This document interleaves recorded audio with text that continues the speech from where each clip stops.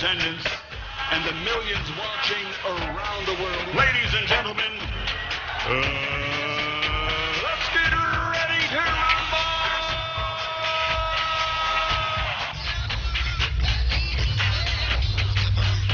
Jimmy Riley and the sound. I just can't stop. I check for you. There are some man check for you. Ooh, yeah. You me, Tracy. How you do, Tracy? Alright. I see you enjoy yourself without me, you know. I check for you. Girl, there are some man check for you. Ooh, yeah. Hey, from Jimmy Riley, brand new, Willie Williams.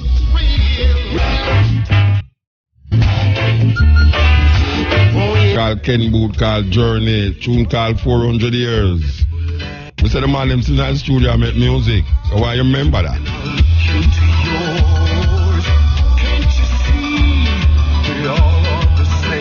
Since we left last week, whole heap of things happen. We see Jamaica have a new prime minister and a next prime minister in the form of a man this time. A man who was born after independence. And him have a wife who running at the election. So you have a family affair going on in a government as we speak. Family affair. We say the American election.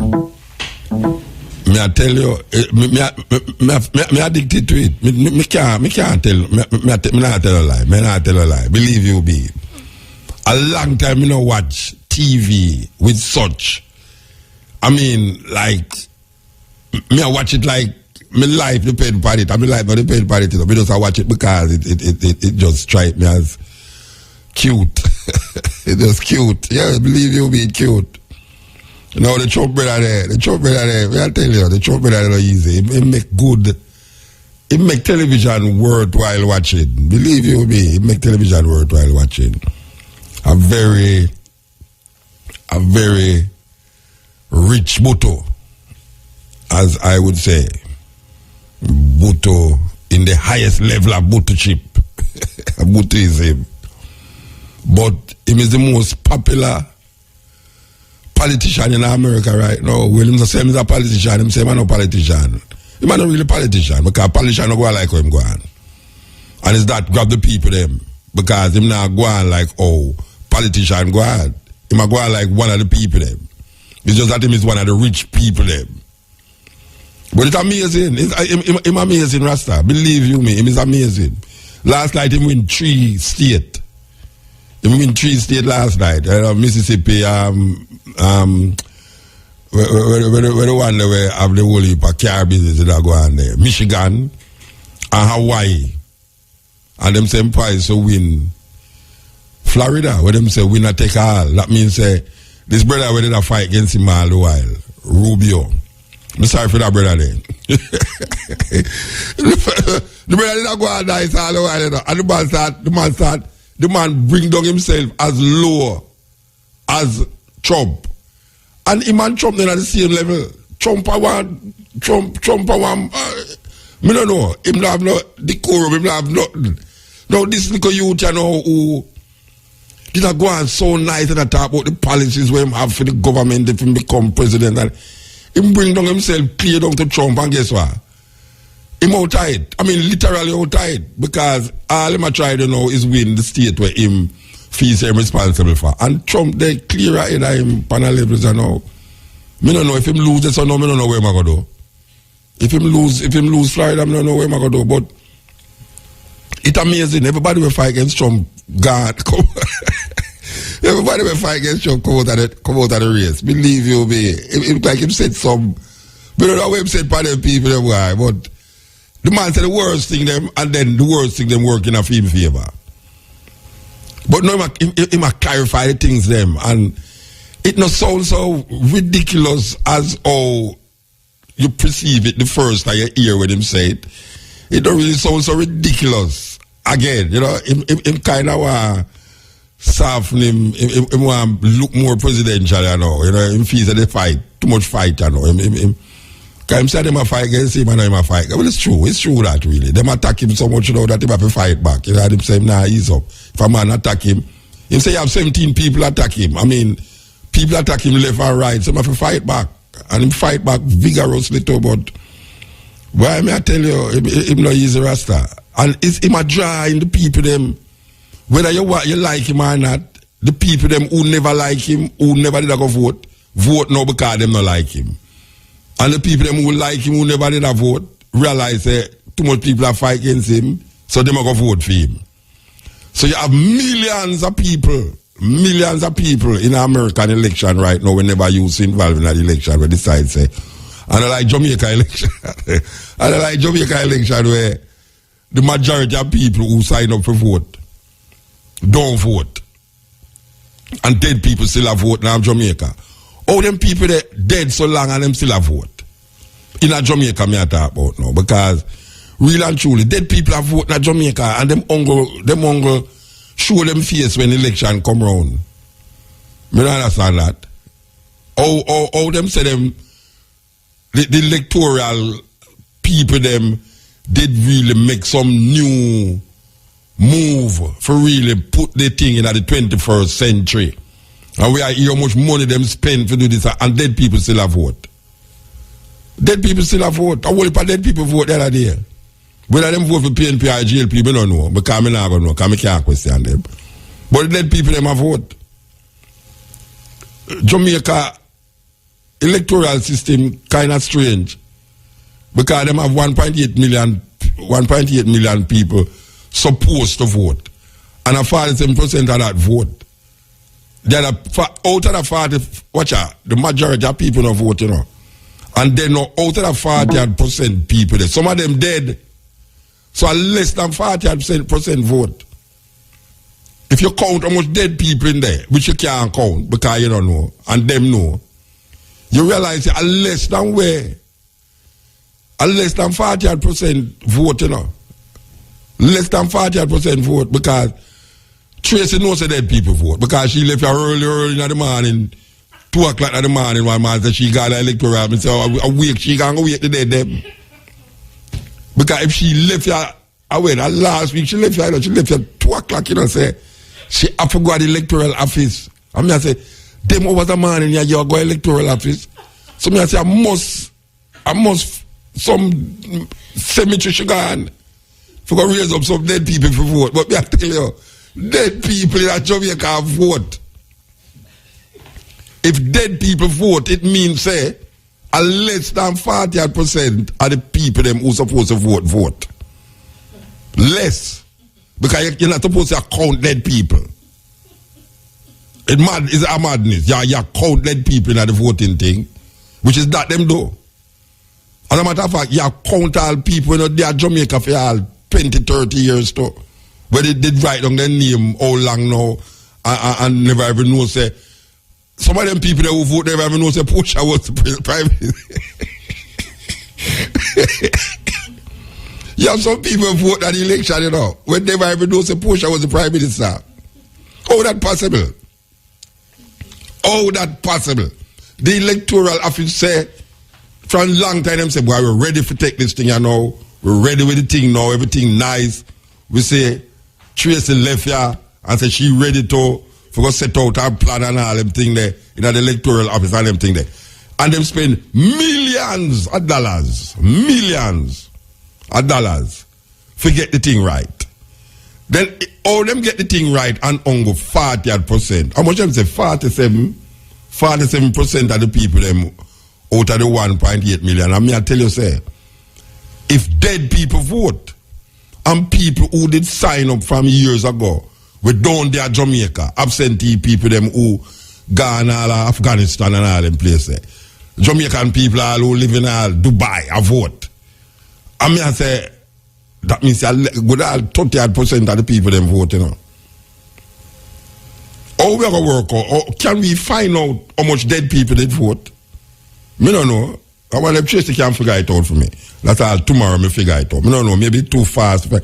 Can we find out how much dead people on the list vote? and how much. Tracy, is there a way where we can find out how much dead people vote? I mean, dead people don't vote. Dead people vote. How are you talking about dead people don't vote?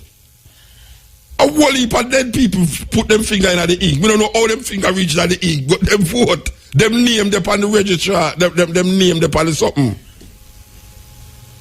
A whole heap of dead people name in the 1.8 million. And people who don't live at Jamaica for 15 years never even know to push a prime minister. A whole heap of them vote. Them politicians, them thieving politicians, them know say a whole heap of people who them claim to vote don't vote. Me not ask nobody that, you know. Me not ask nobody that. That's something me know. Me not call a politician name, but you have politicians who know say dead people vote for them. You have politicians at Jamaica who know say you have people where they are foreign vote for them. I don't know how them do it. I don't know how them do it, you know. I don't know how them do it. These guys have a way to turn around the thing and rig around the thing to make it in for them favor. I don't know how them do it, but them do it. It's something we don't hear nobody talk about. Or we can find out the amount of dead people there on the voters list. You must can find that out. This is an age of science and technology. You know mathematics. Mathematics solve every problem. And you can use mathematics and find out how much dead people. If it's 1.8 million people there on the voters list, you can find out how much of those people on the voters list dead. And you can find out how much of them don't live in Jamaica when names still there on the voters list. And at a longer extent, you can find out how much of the dead people them vote. Which polling station these dead people vote. And these foreigners who never come to Jamaica for how much years now, them end up in a polling station. And them not take no plane come here. Them not take no ship come here. And them was here on election day voting. Me not ask nobody that. Them people there continue. Just like how them give the people them $5,000 in the t-shirt them.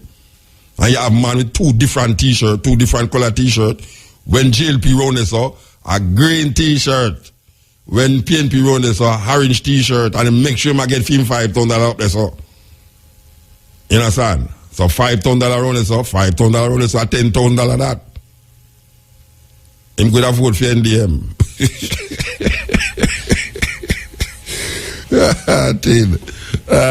This thing of politics, terrible, terrible. This is the cutting edge. What's your NVQJ? I am certified in entrepreneurship NVQ.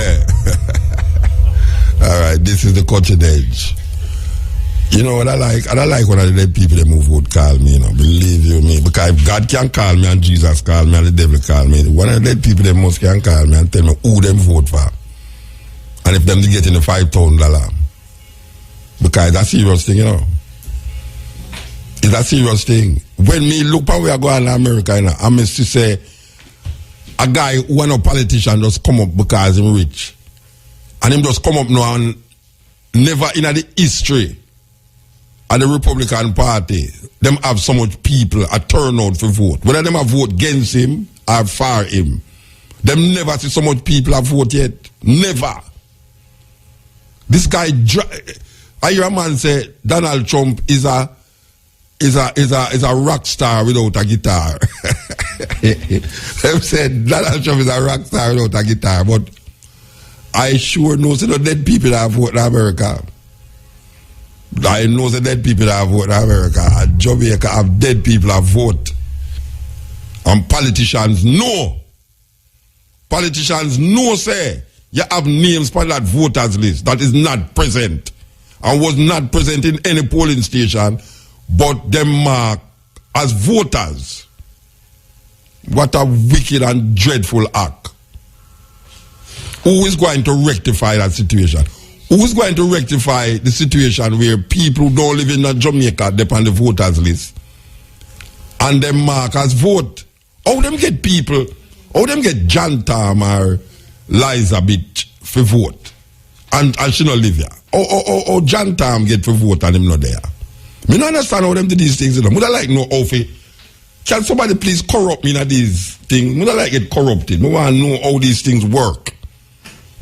Would I really like know how these things work? That a politician can rig the thing in such a way that a man who down there at Jamaica they on the voters list and then marked down as vote.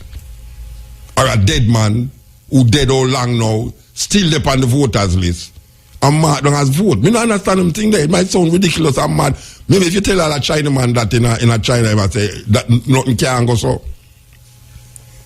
From a man dead, he's not supposed to be on a voters list. And them put 1.8 million people. That is more than half of the population, you know. 1.8 million people is more than half the population of Jamaica.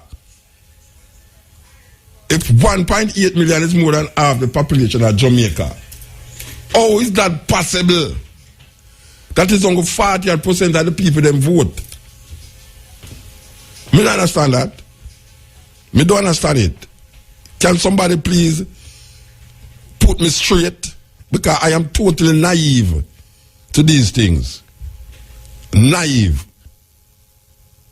I remember years ago my mother tell me say my mother used to live at Central Village. I'm saying it already, you know. My mother used to live at Central Village. And when she go to the polling station, she see a brother out there with a long M16 gun and him say, "Mommy, you vote already, you know." And she just turned back. What mother say? What mother say when she see the bar with the gun and I tell her, say, "Mommy, you vote already, you know." She just turned back. She never voted, you know. She never vote. And she never vote that year there, you know. My mommy had one party from she born, and just one party she vote for, you know. You understand? But just like most Jamaican people.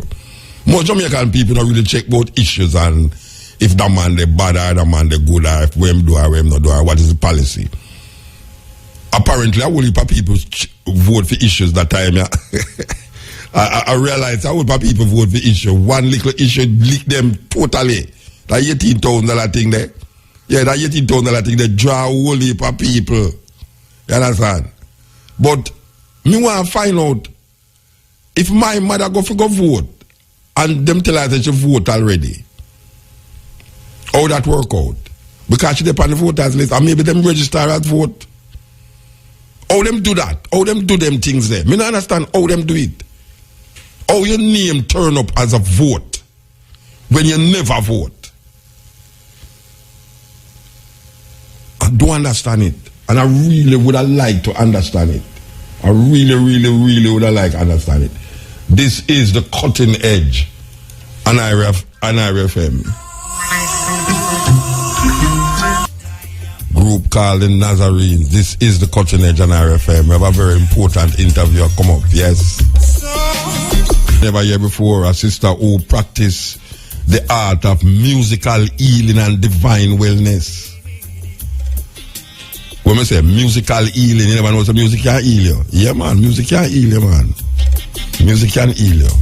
I'll bring you joy in your life. King named Saul from the tribe of Benjamin is the first king of Israel.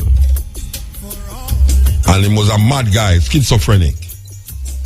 And anytime him start behaving schizophrenic behavior, them call a little youth named David to play music for him. And it soothed him. Yes, that is one of the first instances in the Bible where you hear some music have a direct effect on the psychology of human beings. And also plants too. Music have a direct relationship. The type of music have a direct relationship with how plants behave. Yes, plants have behavior too, you know. Yeah, plants have behavior. So anyway, we're going to talk to our sister tonight where she's seriously involved with the healing, music healing ability and divine wellness.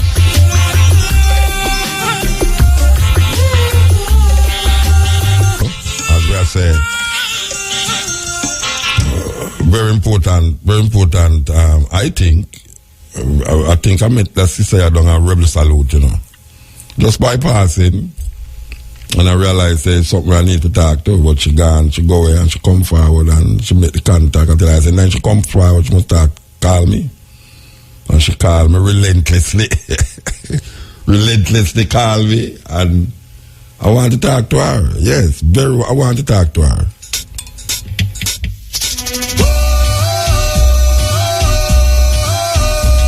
That them all 3 youth teenager for the murder of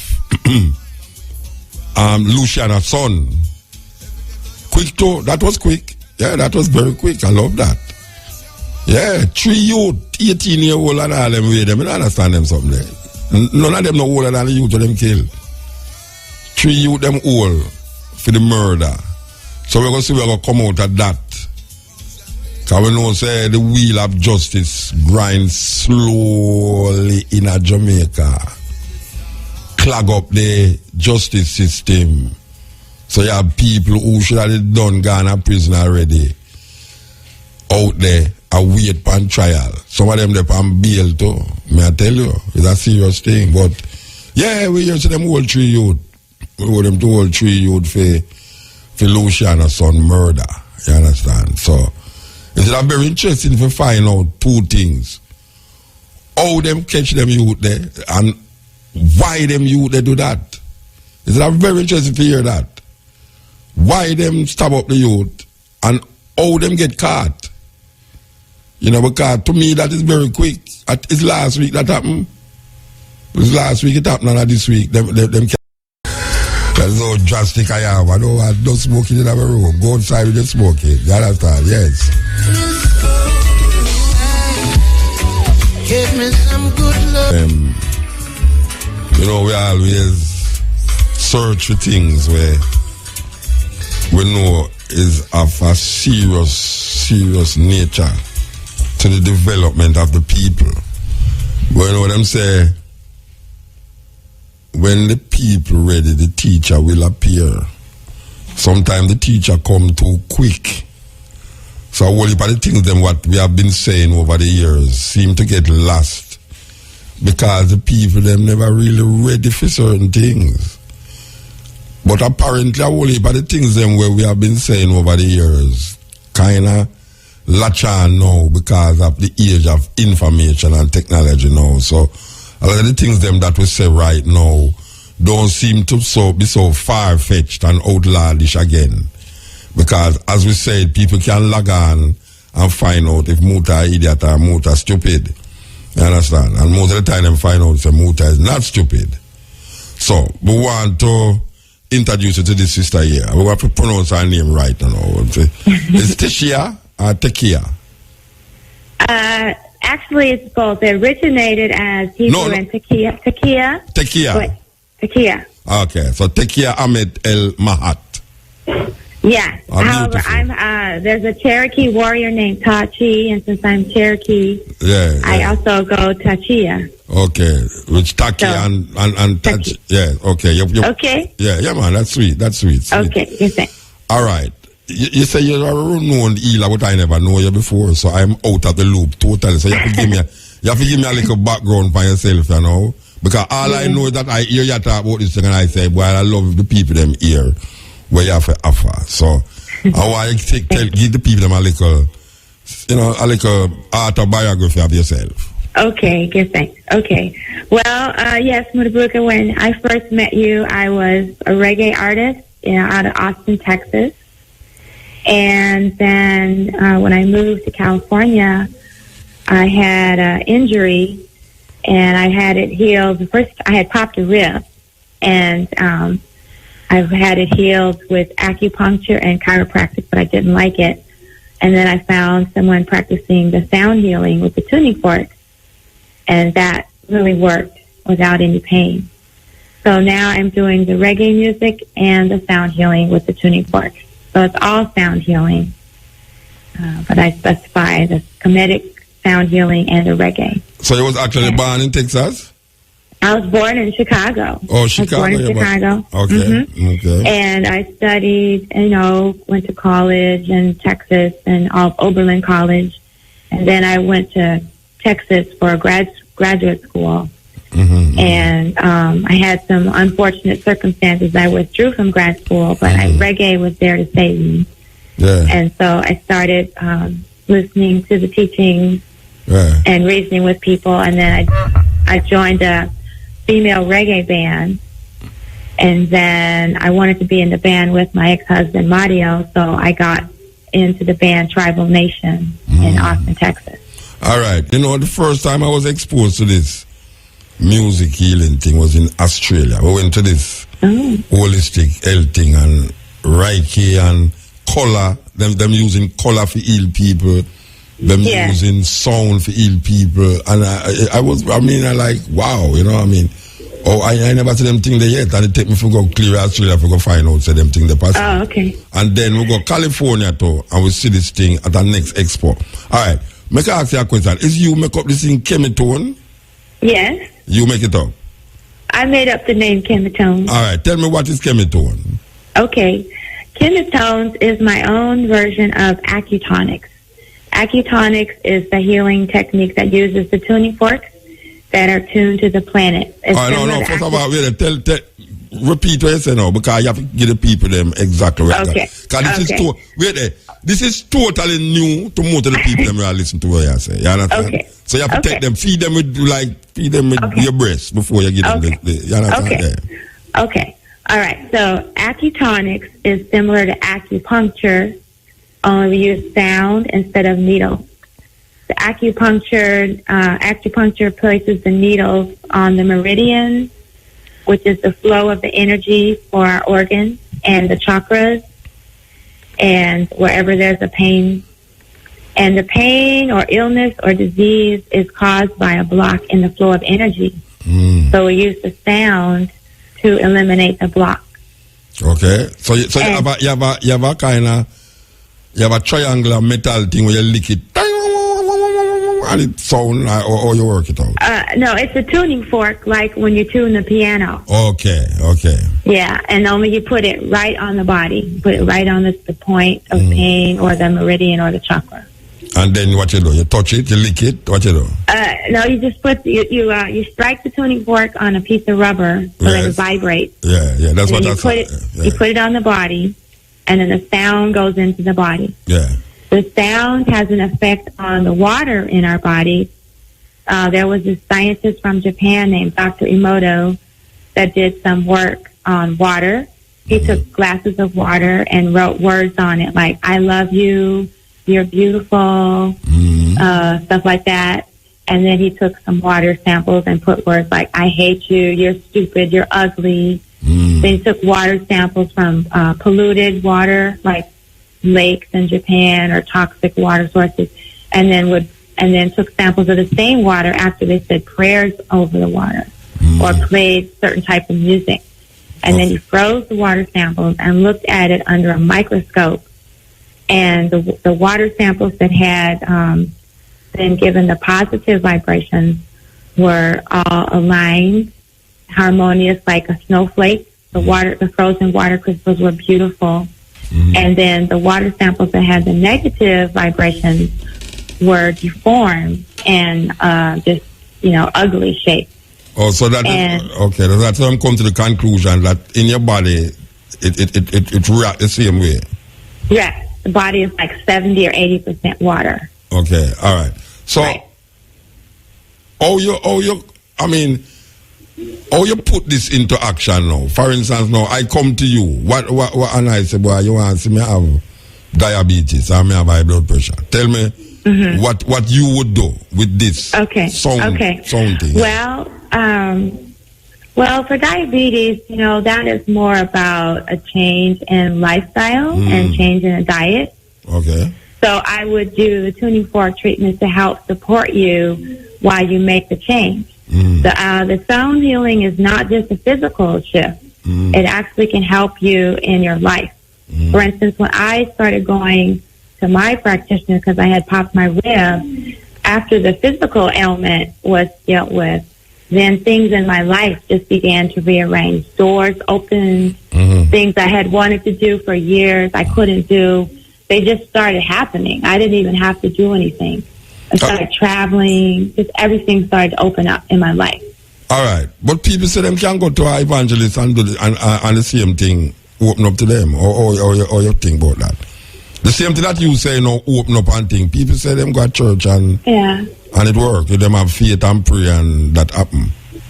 Well, the since it's not a physical thing, because you talk about now a belief system and you talk about now a physical thing. So the music's supposed to be physical with the tuning fork, right? Okay, so these tuning forks are tuned to the planet. They're tuned to the vibration of the planetary frequencies and the orbits around the sun.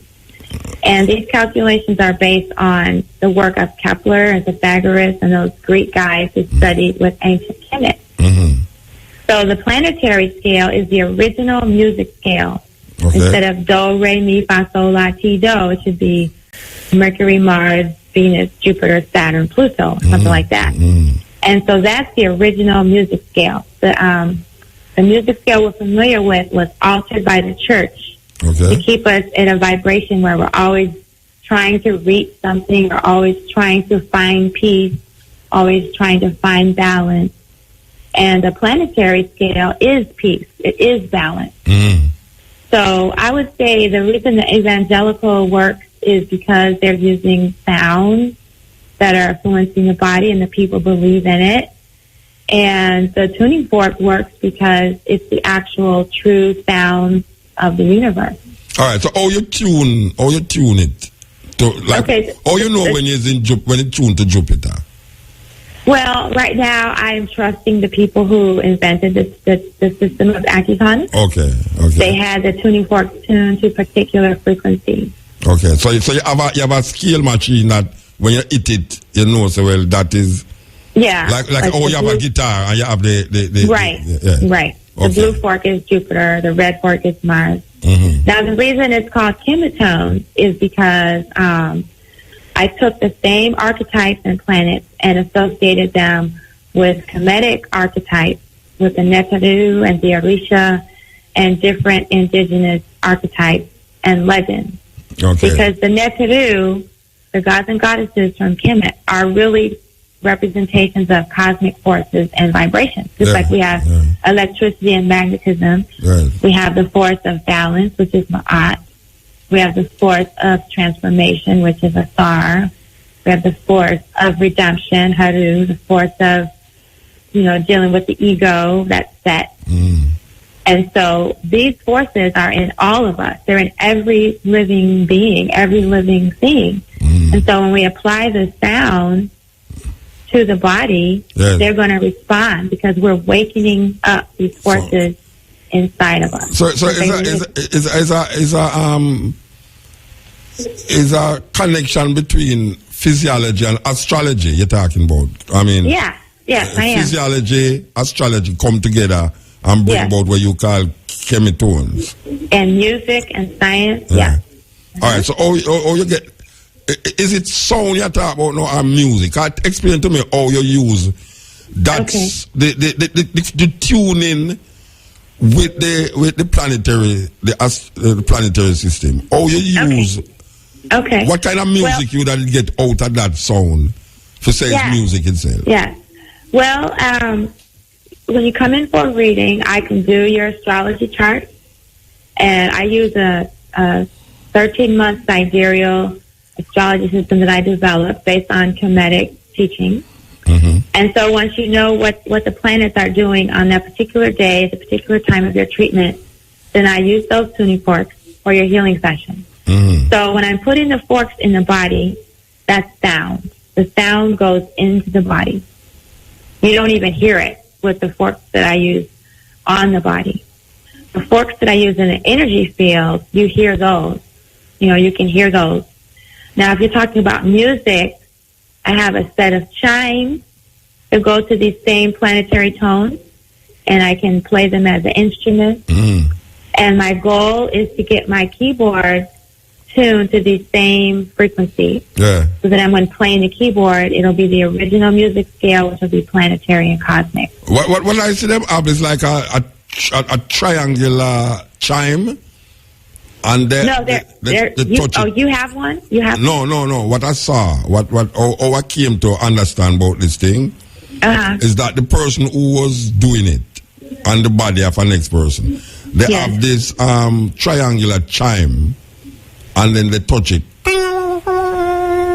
and it vibrate. And, I don't. Mine aren't triangle. I have the tuning fork, and I have some chimes, but I'm sure it's on the same principle. I don't know if they put the triangle on the body, but yeah. No, they don't put it. No, they don't put the triangle on the body. It's a sound.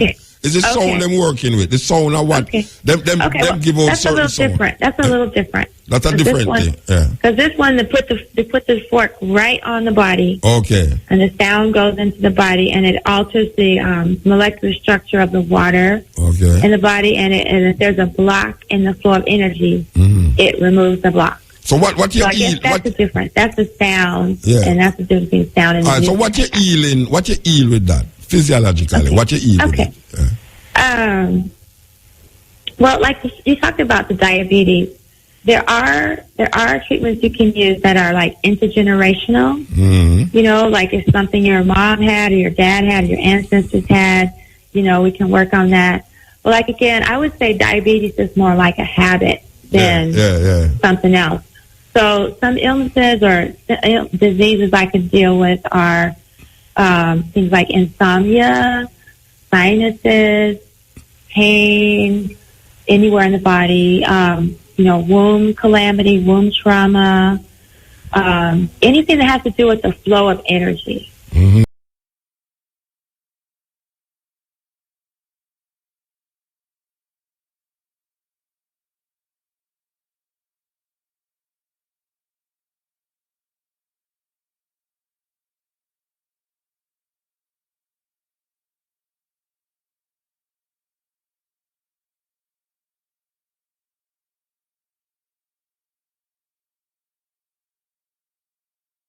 I could deal with are things like insomnia, sinuses, pain, anywhere in the body, you know, womb calamity, womb trauma, anything that has to do with the flow of energy. You know, diabetes to me is more of like. Let's forget about the diabetes. Talk about something where you would have worked on in the body. Yeah, anything that has to do with flow. Anything has to, like, some people are swollen. With cancer, you know, we can heal cancer, but we don't heal the symptoms. We heal the cause. Okay. So we go to the root. And usually with the root of all illnesses, it's some sort of emotional or mental or spiritual trauma. It doesn't start in the body. The body is just a sign that something is out of balance. So a symptom or disease or illness or pain is a sign that there's a block in the flow of energy. So we have to go back and ask them, well, when did this first start? Well, what were you doing when this started happening? Or how long has this been going on? Or did your mother have it? Or stuff like that. And then we also look at astrology cycles. So there's the Saturn's return, there's Uranus opposition, and there's Chiron return. And so I also look at that information. All right. You mentioned the Greeks a while ago. And we know that the Greeks get it from the Kemetic people. But how you translate the Greek philosophers and astrologers and physiologists from that to Greek, or not Greek, to Kemetic? Did you go and study it in the Kemetic way, or did you study it from the Greek way? Okay. The acutonics, the healing system, I studied the Greek way from the person that taught me. Yeah. And then every time I go to a class, they say something crazy about the Greeks did this, the Greeks did that, and I'd have to raise my hand and say, excuse me, they studied in Kemet. This all began in Kemet. And then I started to be like a pain, you know, annoying them because I was always interrupting them. And then when I started teaching my own students, the same thing would happen. They'd be like, oh, not about the Greeks again. And so then I just I studied and researched, the Kemetic terms for the planets and the chakras and the zodiac. And then I just made a correspondence based on my own research. And then I went to the Acutonic school and told them what I was going to do. And they said that I can't do that because the founder is an Egyptian priestess, and if anybody's going to develop Egyptian Acutonics, it's going to be her. So then I just kept, studying on my own. And then one of my other teachers said I don't need their permission to do myself. So then I just started promoting it on my own. And then the Acutonic school came to me and asked me to develop the African Acutonics program. And so that's when Chemitones came out. Yeah, all right. I don't know if you ever been in a Native American ritual ceremony where the sage, them burn the sage, and they are chanting a certain chant. I don't understand the chant, but I have been into circles where the so-called Indians, they are chanting, well, that would call music, and they are now using sage, burning the sage, to heal. I don't know if you've ever been into that. How that work? If you know it work. I don't know if you know it. I know a little bit about it, yeah.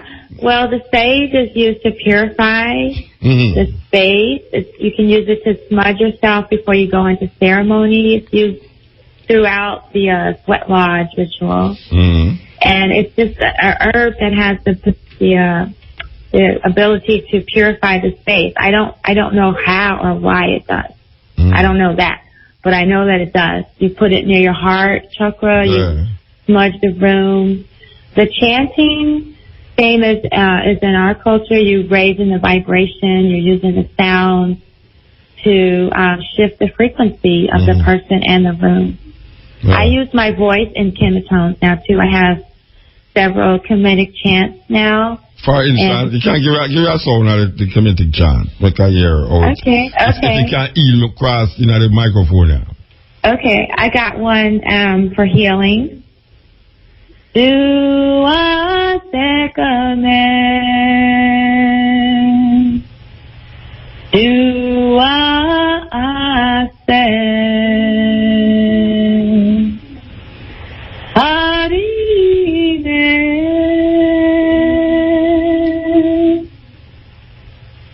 aku jasene. And that means adorations to Goddess Sekhmet, power of the life force energy. Adorations to Goddess Aset, Lady of Wisdom and healing words of power. Do for this child life, vitality, and health. And then the Buddhists have a chant that they chant. And that, I mean, it's like most of these, what they call indigenous group of people, have chants, musical chants that they chant when they're healing people. And it's only in the Western world we don't see that. The music is not utilized to heal people.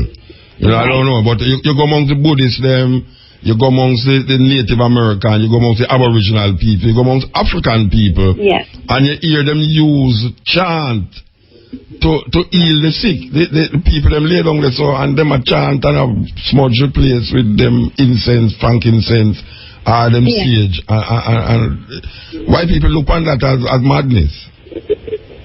Right. Well, okay, so we know everything is really light particles operating at different vibrations and frequencies, and everything we see is an illusion, and we're touching these so-called solid objects, and they're not really solid. So all the chants are based on the 5 sacred syllables, A-E-I-O-U, and you could do so much just by chanting those vowel sounds, because that's the, just like the planetary sounds is the original music, those vowel sounds are the original way we used to communicate. And so when we chant those sounds, they're so ancient they go into our bodies and they access our DNA codes, and they just unlock the energy block. So they release the toxin or the poison. And the poison can be a thought. The poison could be a word.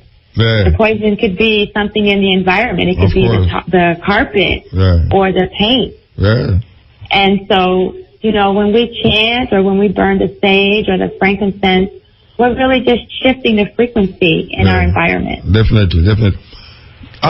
The idea that, all right, Sunday mornings, you hear a preach up on the radio. And them have this night crying soul. Praise the Lord. Hallelujah. That's supposed to make you have disease. I mean, nothing can work that way. I mean, supposed to kill plant. Yeah. I don't know, I just try to figure out, can these sounds that these preachers give off help to heal people, or is it more of a damnation to the people? Because when I listen to it on the radio, I really want to listen to it, but it sounds like some dancehall music where you don't want to hear. It's not that you don't want to listen to dancehall music, you don't want to listen to these preachers, but when them start with it, I said, no, that now heal nobody. Okay, well, let me see. What comes to my mind is I got to study, I took a workshop with this sound healer named Vicki Dobbs, and she developed this, I don't know if she developed it, but she uses this technique where you just give sound to whatever is in your body that doesn't belong there. Like if you have a cold or a pain or a negative thought or something, you just give a sound to it. And when you give a sound to it, you release the toxin. So I'm going to give you an example. She taught me this, something's bothering you, you just give it a sound. Now, it's going to sound weird, but it kind of sounds like what you're talking about. Yeah, all right. Well, just a minute. Let's go get some advertisement. One day, I will.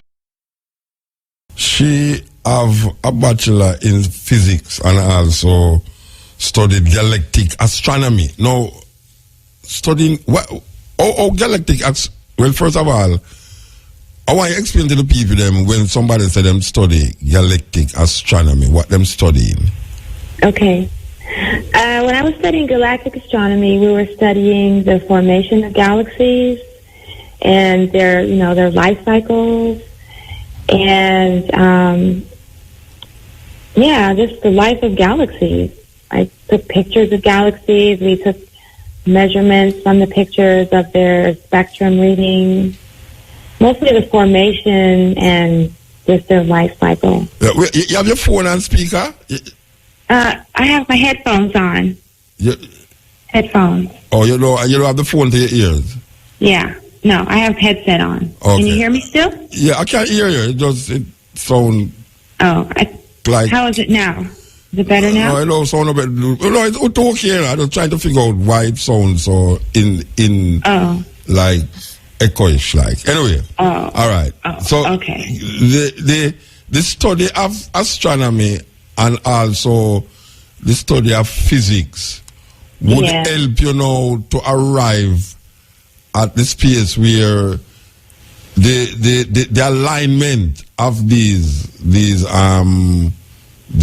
stars, the alignment of these planets, and the relationship between the planets and how your body react to where the planets are at the time when the planets are there. And I guess your birth would have something to do with it too. When you're born, would have something to do with it. Yeah. All right. So explain to the people how that connect to a blocking in your body, in the human body. Okay.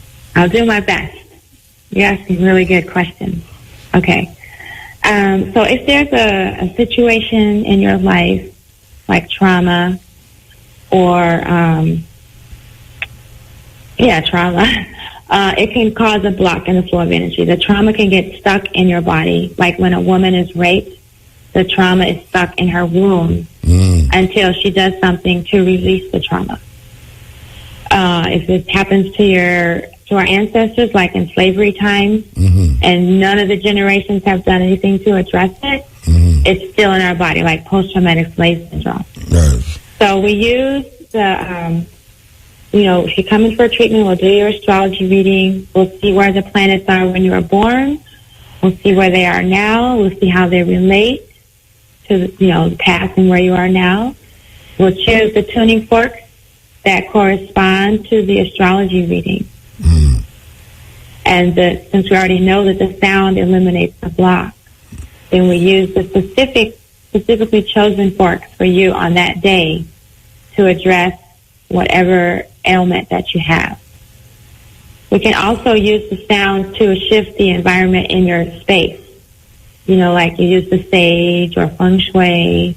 Feng shui is depending on where objects are placed in your home. Yeah. So we can use that to shift the energy. Everything's about shifting the energy. So as far as your astrology, how things were aligned when you were born, it's just as above, so below. However things were up in the universe, that's exactly what's going on in your life and in your body. Because the cells, the way the cells are arranged, it's very similar to the way the solar system is arranged and the way the galaxies orbit around as well, the microcosm and the macrocosm.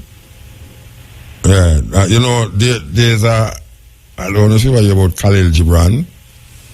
Yes. Khalil Gibran is a Lebanese poet who wrote a book in The Prophet. And in that book, he says, and love him say, and when you love, you shall not say, the Lord is in my heart, but I am in the heart of the Lord. In other words, God is not only in you, but you are also in God. Yes. So there's no time when you are not in God. And if we would recognize that we are in God, we would be more efficient and understanding of our surroundings, because we are connected. If you are in God, it means that you are connected to nature. You are connected to the energy. So what I hear you say now is that in understanding the cosmic energies, the astronomical and the galaxies, what you are doing is connecting what is inside of you physically with what is outside of you naturally. Yes. So you are using now the knowledge of what is outside of you to deal with what is inside of you, because it is directly, what is inside of you is directly related to what is happening outside of you. Yes, exactly. It's one and the same. It's only the Western mind that sees it different. Yeah. The Western mind said, I am here and you are out there. Yeah. Yeah. So the goal is to become one with the divine. That is what the Rastaman has always been saying, I and I. There's no second person. I and I is the same, one. And the Egyptian, coming forth by this, say, to see the goodness in things, you have to see yourself in things. If you don't see yourself in things, you can't see the goodness in yourself. Because what is out there is what is in here, Yes, and also what's inside of us is inside of everyone. Yes, it's a connection. It's a connection. Yes. So in order to understand what you would say now, we have to get a clear understanding that there is no separation from nature and the human being and how human beings physical internal, react to what is outside of them. Right, because you see it as separate. It's really about a flow. It's a flow of energy from you to everything that's in your environment. Yes, it's just an energy flow. So if you're in an environment that is always like just miserable and thing, it's bad feng shui. I mean, even if you put your bed, if you sleep with your bed at a certain way in your room, it leads to a certain karma in the room. If you put your dining table a certain way in your dining room, it leads to a certain karma in your food. Yes. That is something that Eastern people understand and Western people ignore it. Mm-hmm. I truly accept Feng Shui as something that is scientifically practical. How you set your house, how you set your furniture, them where the window is, one door. Something come into one door and lead out to the next door. Something come into one window and lead to out to the next window. You must have window to window, door to door. If it come in one way, it go the next way. It's a principle that I personally accept. I really accept that principle. You know, they didn't even have bathrooms in the same house. You know, the bathroom was somewhere else. They wouldn't have the bathroom. Like old time people usually have it. Old time people you have to walk, go outside, go to the bathroom. Now you have toilet and bathroom near kitchen. Yeah. That's everything. You have to toilet and the bathroom near kitchen. And you know, we call it Chinese and Eastern, but of course the African, you know, we have to acknowledge the African origin of the Chinese culture and the Chinese people, the Qing dynasty, the Shang dynasty, the Ainu people. It's all African teaching. So, all right. So, how long are you going to be here? I will be in Jamaica until Sunday. I'm in Houston right now. My lady said she want to come up at your house because she said, God, somewhere is going to do things that you're supposed to come up at my house, come do something. I don't know. Sunday look like they're too near, you know. She say you've been all over the place. I've been all over the place. I'm going to be you've been all over the place. You never been to, you never taken to Marrakesh. You're supposed to come to Marrakesh. Marrakesh? I don't know what that Marrakesh is the name of my house that I live. Oh, I'll come. Yeah, I'll come.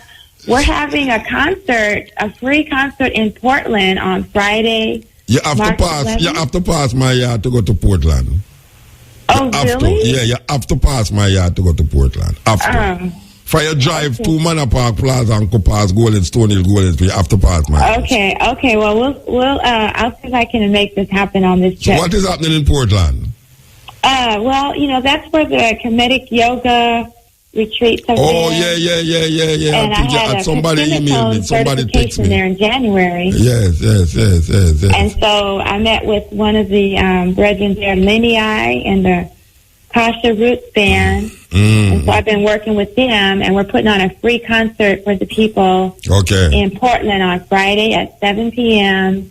at the amphitheater. And I'm also going to be giving free sound healing demonstrations. So we're in town. You have been demonstrating this. Well, I'm going to be doing it Friday at the park. At where? At the park on Friday at the amphitheater. That is in Portland. Yeah, I'll be there. No, we're not talking about Portland. We're talking about Kingston. Where have you been in Kingston? Oh, in Kingston? Yeah. I was at the Nanook. It was at Nanook Tuesday night. Yeah. Oh, that's the woman Bishan. It was the woman Bishan thing. At Harmony, and we had a little workshop, and I gave some sound healing demonstrations. Yeah, okay. And I'll be doing some more on Sunday before I go to Dub Club. Oh, so it's a musical thing you work with us or no? We're not talking about musical thing as or no. I mean, we're talking about the music as it relates to the healing.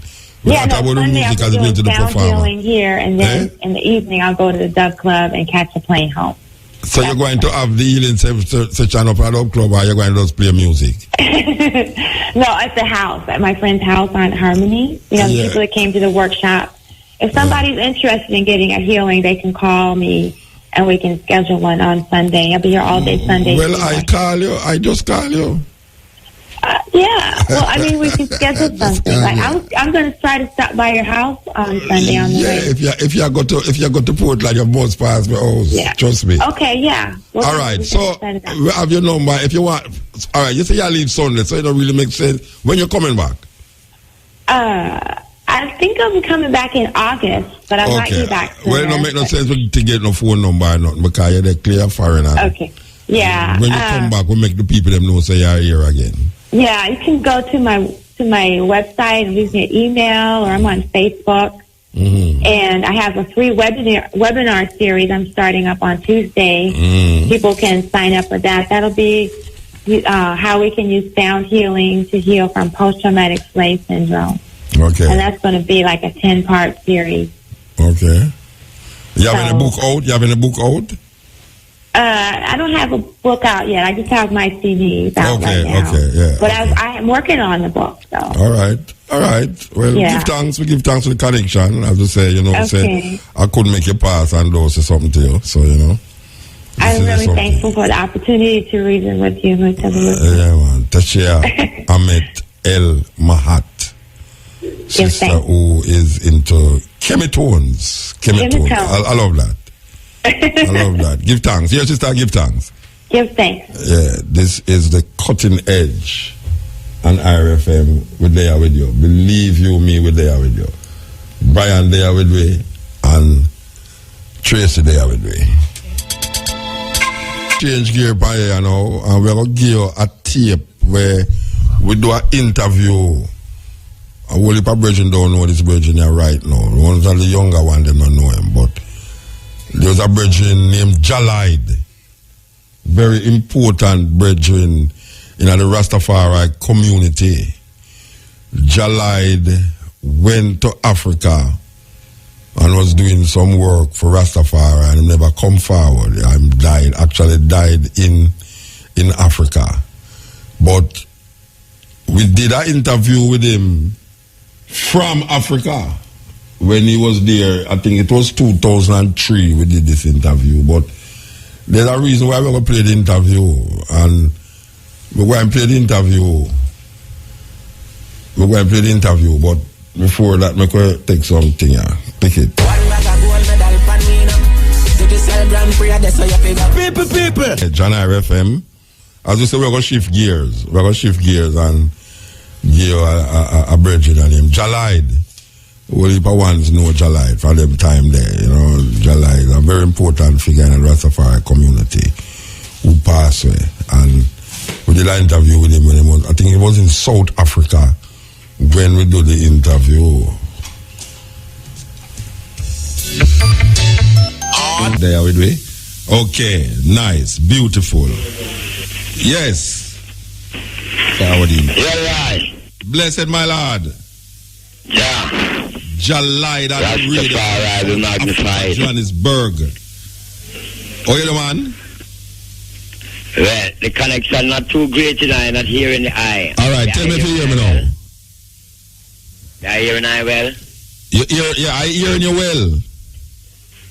Beautiful, I'm just barely hearing in the eye still. Yeah, where does I heal up there from in South Africa, Well, most sincere thanksgiving, my brethren. What time is it there now? The time is 5 minutes past 1 o'clock in the morning, so it's about 9 o'clock, 5 minutes past 9 over in Johannesburg, right? True. The traffic was terrible to get into a secure line that we could call, All right. But we're still on time. So Jalide is in South Africa. What is happening there now with Jalide? A most sincere thanksgiving to be on the continent of the promised land. To know that we are walking the said earth as the might of the whole of Trinity I Selassie. Because, so we get an invitation from the royalty of Ethiopia to arrive in Addis Ababa to do a conference regarding normalization of relations between the Africans at home and abroad. And when we were in Jamaica, we had the privilege of meeting up with Excellency Revolutionary Presidency Thabo and Becky, and we had secure confidential audience of which the international settlement of reparations, which right over the earth it is being known that I and Rastafari brethren are the original long-standing proponents of this, and anyone who awakes to the reality that it is the burning issue of the 21st century, they have to coordinate with I and I. We see that the president was so perceptive to show I and I that yes, the vibration is good, is wonderful, and he can work with I and I, the brethren of Rastafari. So we were given an invitation that when we get to Addis Ababa, we should communicate with this is a high commission there and prepare for travel to South Africa where he will receive I and I. So, Lion, that was how we arrived in South Africa. Yellow Pie? Yeah, man, we are listening, you just talk, man, just talk. We just want to hear what's going on down there, you know? Beautiful. Well, the arrangements that I made with the South African government and with their embassy in Addis Ababa procured tickets for 6 delegates from Addis Ababa, with ticketing from the African Union to travel to South Africa.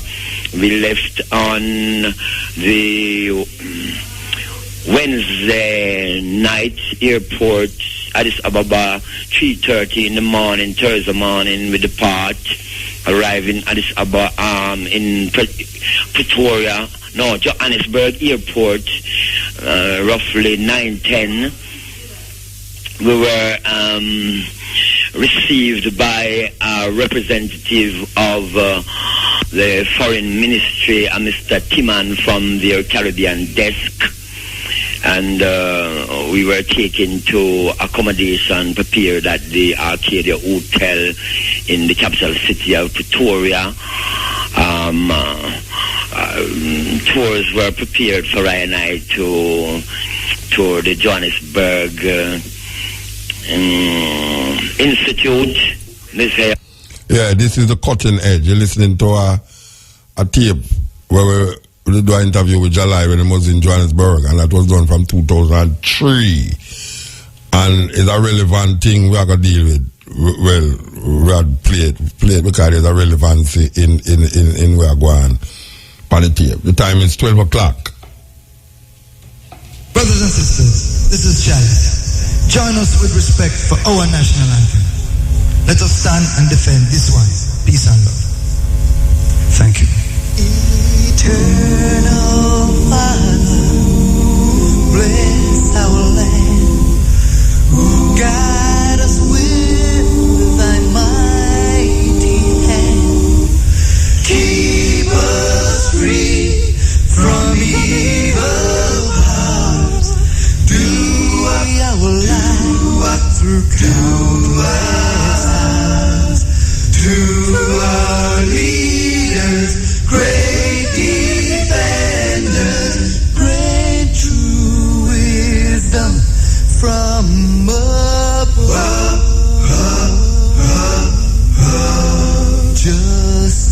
Justice, truth, be ours forever. Jamaica, land we love. Jamaica, Jamaica, Jamaica, land we love.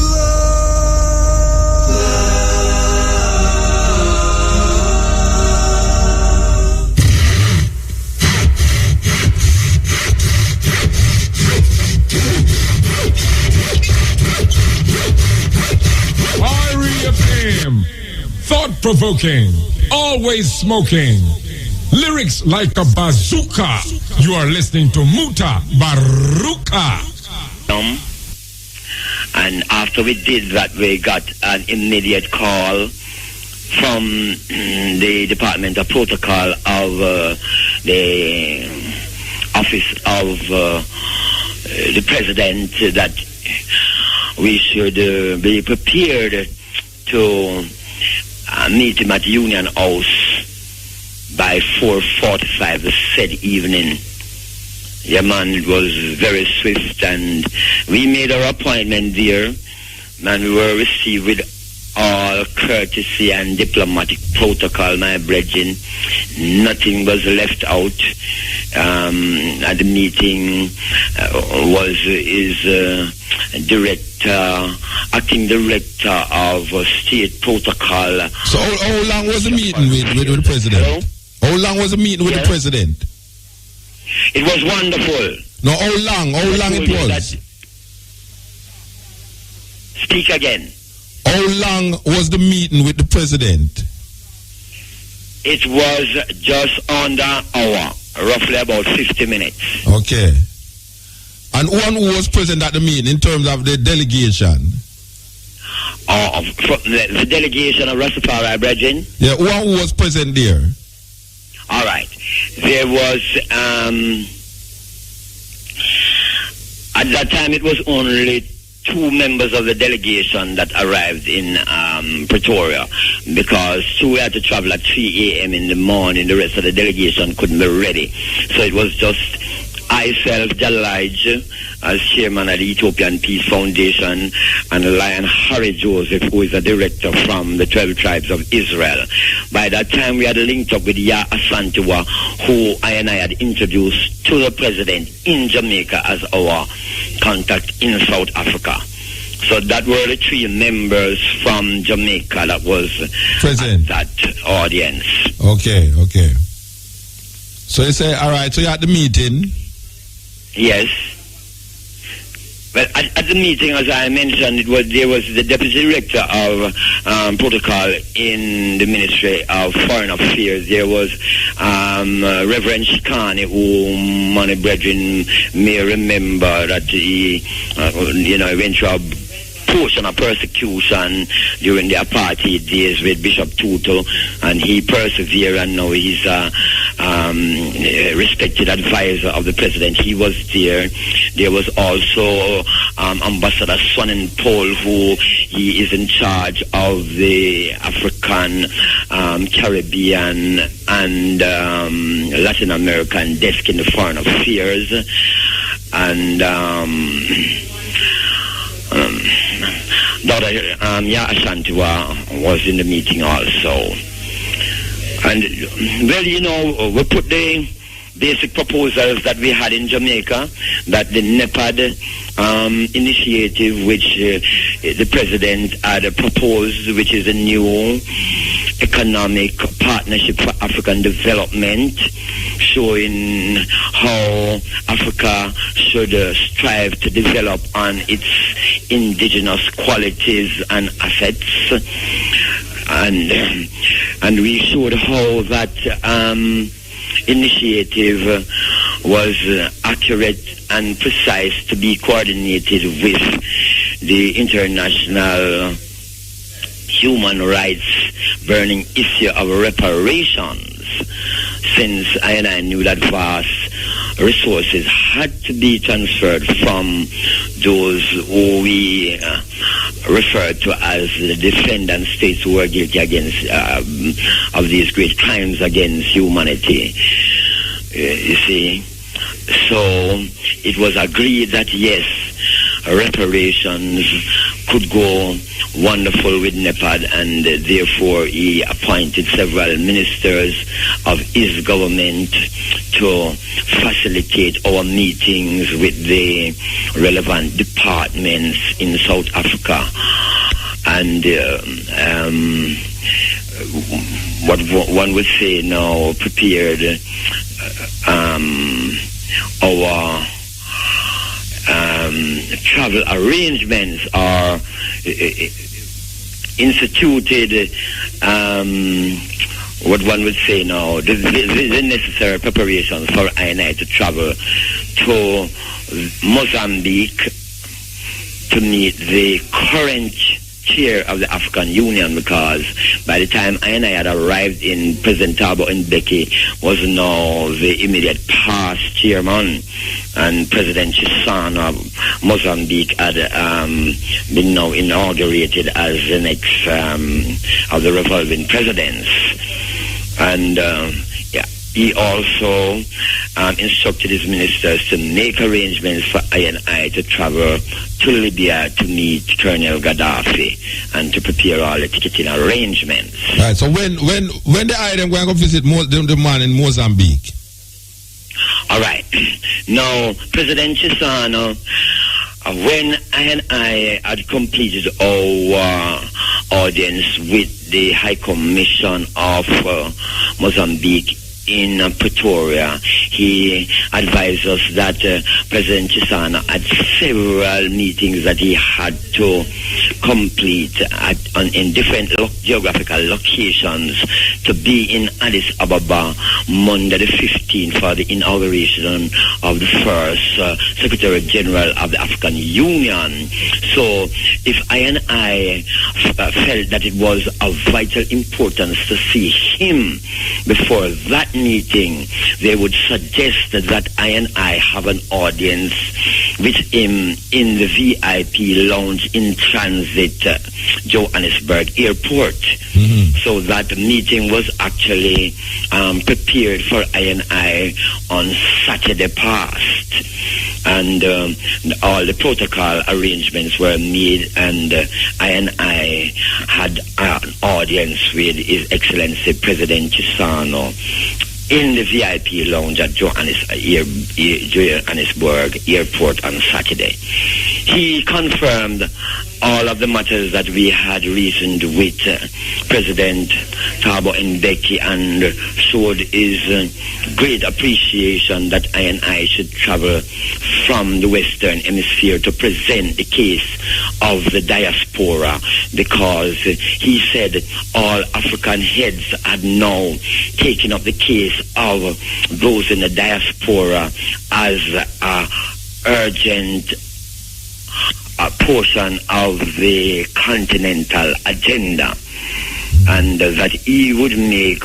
all arrangements for I to be at the relevant Organization of African Union meetings and initiate the necessary arrangements for I to have observer status in handling the affairs of the people in the Caribbean and the diaspora. All right, so in Ethiopia, where they're going to have the inauguration, Colonel Gaddafi will be in Ethiopia too? No, brethren, most of the heads of the African Union are expected to be at that inauguration. But that is not a guarantee, because, they have various government officials that, as we know, standing for them in certain areas of business. Yes. And most of the African heads right now are very busy in setting the procedures for the inauguration of the continental government of the United States of Africa. So it is not a positive guarantee that he will be in Addis Ababa, but I know that he will have ministers of government and diplomatic representatives there. Anyway, it is preferable for I to visit him in Libya, because I prefer to visit him in Sirte, which is his hometown, where, of course, you remember that the Sirte agreement was completed regarding the foundation of the African Union. Yeah.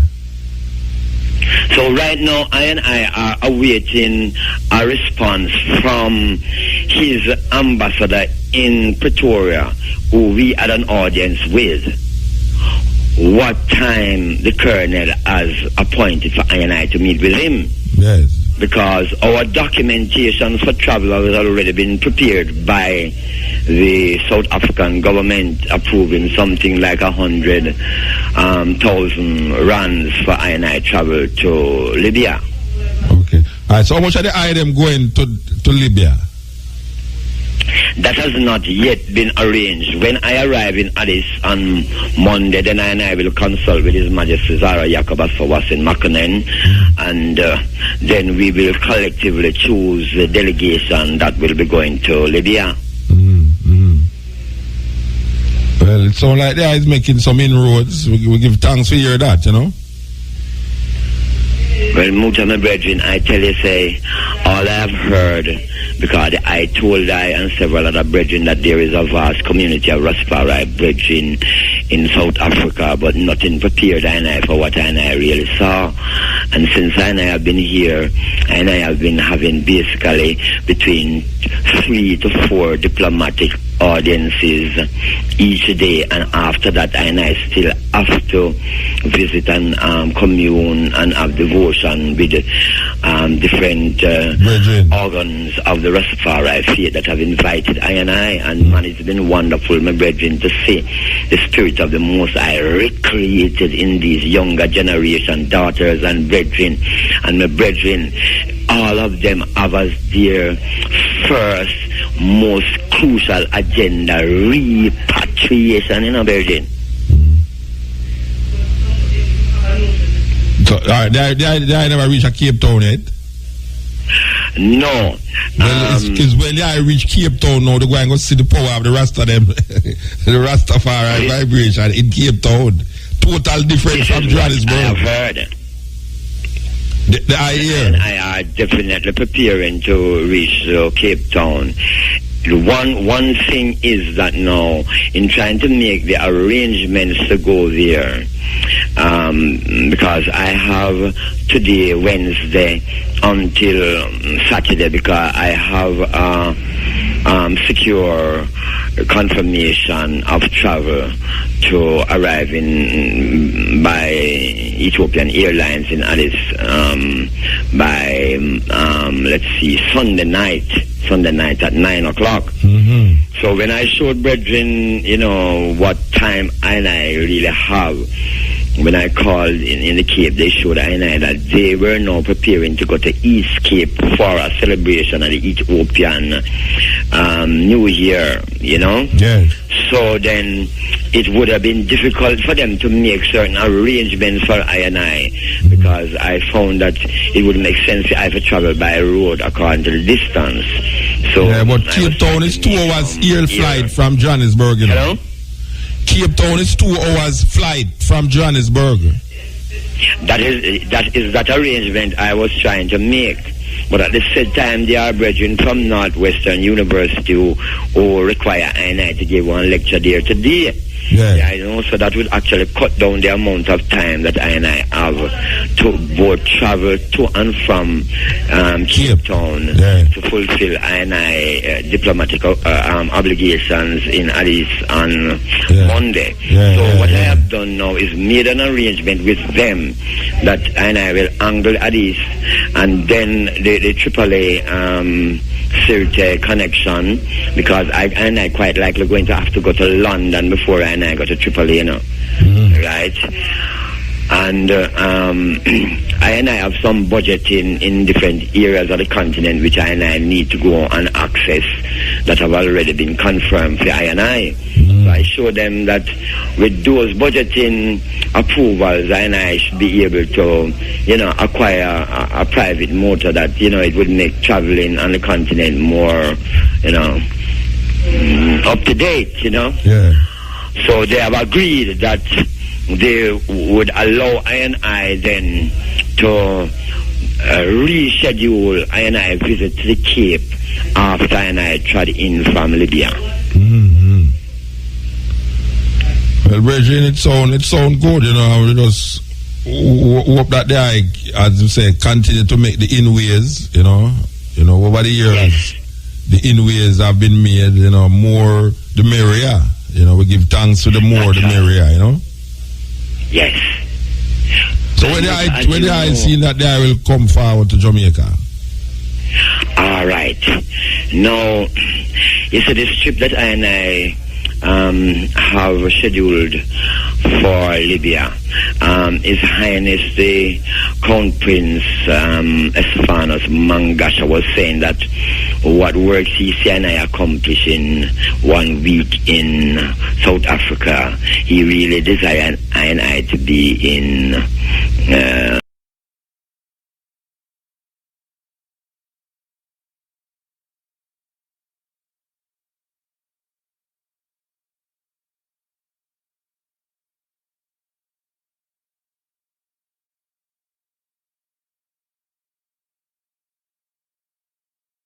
for 6 months to see what I would accomplish there.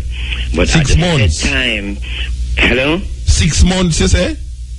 Yes, that's what they are proposing, that I should stay in Addis for that period. I haven't made any agreement on that as yet, because I would really have to approve that with Zara Jacob, since is really on his invitation I ride in. Yeah. But nevertheless, what has happened is with the meeting with President Chisano, and also the meeting with Zimbabwe, because we have met with their High Commission to prepare for a trip to Zimbabwe, also to link up with President Mugabe, and also with Nigeria to link up with President Olusegun Obasanjo, since he was in the original agreement that established the group of eminent persons. And you know that we have met with Winnie, and Winnie has actually immediately agreed to be the international sponsor .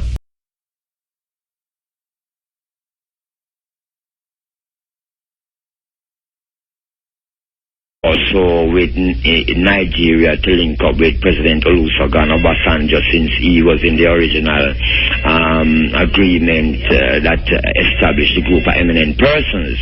And you know that we have met with Winnie, and Winnie has actually immediately agreed to be the international sponsor and moral patron of reparations. So right now we are preparing some arrangements for Winnie to actually arrive in Addis Ababa to get confirmation from the Organization of African Unity regarding that new status for her. Right? So what has been proposed to I is that instead of going to Libya and return to Addis, that I should go on to New York to deal with the United Nations, because what they are offering, I know, is representation on behalf of the diaspora, because they show that they appreciate the amount of documentation and track record that I have been able to bear on this procedure and on this international settlement, because they say that they have been working on it, and they are most pleased to know that in the West, there has been ones who have been working on it so diligently that we can now coordinate.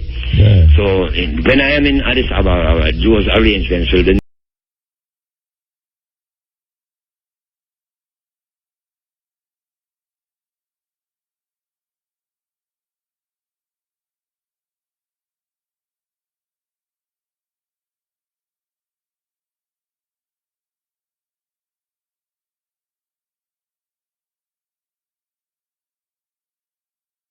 When that would be? The Miami link? That would be between 9 days to 14 days. From now? Yes. Okay. Because you have some events that take place in a Miami for Peter Tosh, Yes. Ones are there too, I don't know.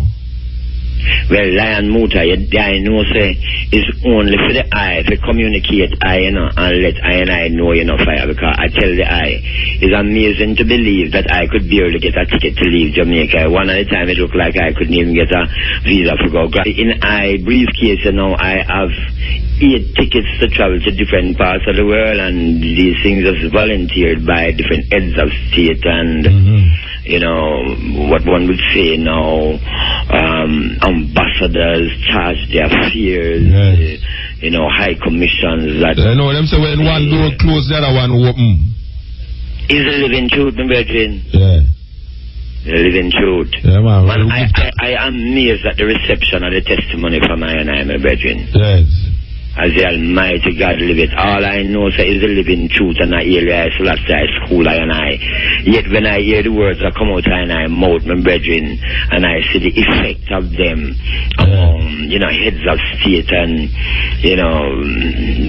experienced diplomats, it really is something to do also. It's just an amazement and thanksgiving to the wonderful one who really, stole all of us. So they went to Shashamane? Of course, man, away as a man. Bongo Rocky and I reach in Addis, and next year I reach a Shashamane. Yes. At the first place I eat Chalice on the continent with Bongo Rocky and daughter Baby I. Yes. Yeah, man, the biggest tabernacle I ever see. Yeah, man, the tabernacle big, man. I returned here. The tabernacle big dog there. Oh, man, is the biggest tabernacle I ever behold in my days. Yes, yeah. Well, I know they have much more to see, My brethren, and I give thanks for the moment to just give a brief report to the I Am a Lion and to encourage our brethren and daughters in the West. So listen now, all of the people upon the continent is like them almost revere I and I. Them want see I and I. Them don't want I and I leave. Them agitate full time for the whole of I and I reach up here. So when I read the prophecies to show them about the Sabbath of Sabbath, the great Sabbath that have a whole upon the continent here with all of who were taken away from the West. I mean, them just eat that up, my lion. And it's that I and I work for, So one knows that we soon clean out the whole of the Western hemisphere like a vacuum cleaner, my brethren. Yeah. Without apology, who wants to stay there is just their choice. But Africa doors wide open and the gates them wide open. Lion is like, as you know, is like you're giving a clean slate, you can write anything you want, It's like you're giving a blank check, by the Almighty that you can just write in your figures, So right now, my brethren, to what authority and governmental leverage that I and I have been given by the presidents, we just have to make certain that we use it wisely and implement it with discretion, I think, so that when we have to give them reports, they will be fully satisfied on the extent that they have put themselves out to really give I and I these, authority in their countries, So I and I are looking forward, my brethren, to just pure triumph and pure victory, my lion. Sure. Most sincerely. All right, give thanks. Asante is there? Yes, man. One moment.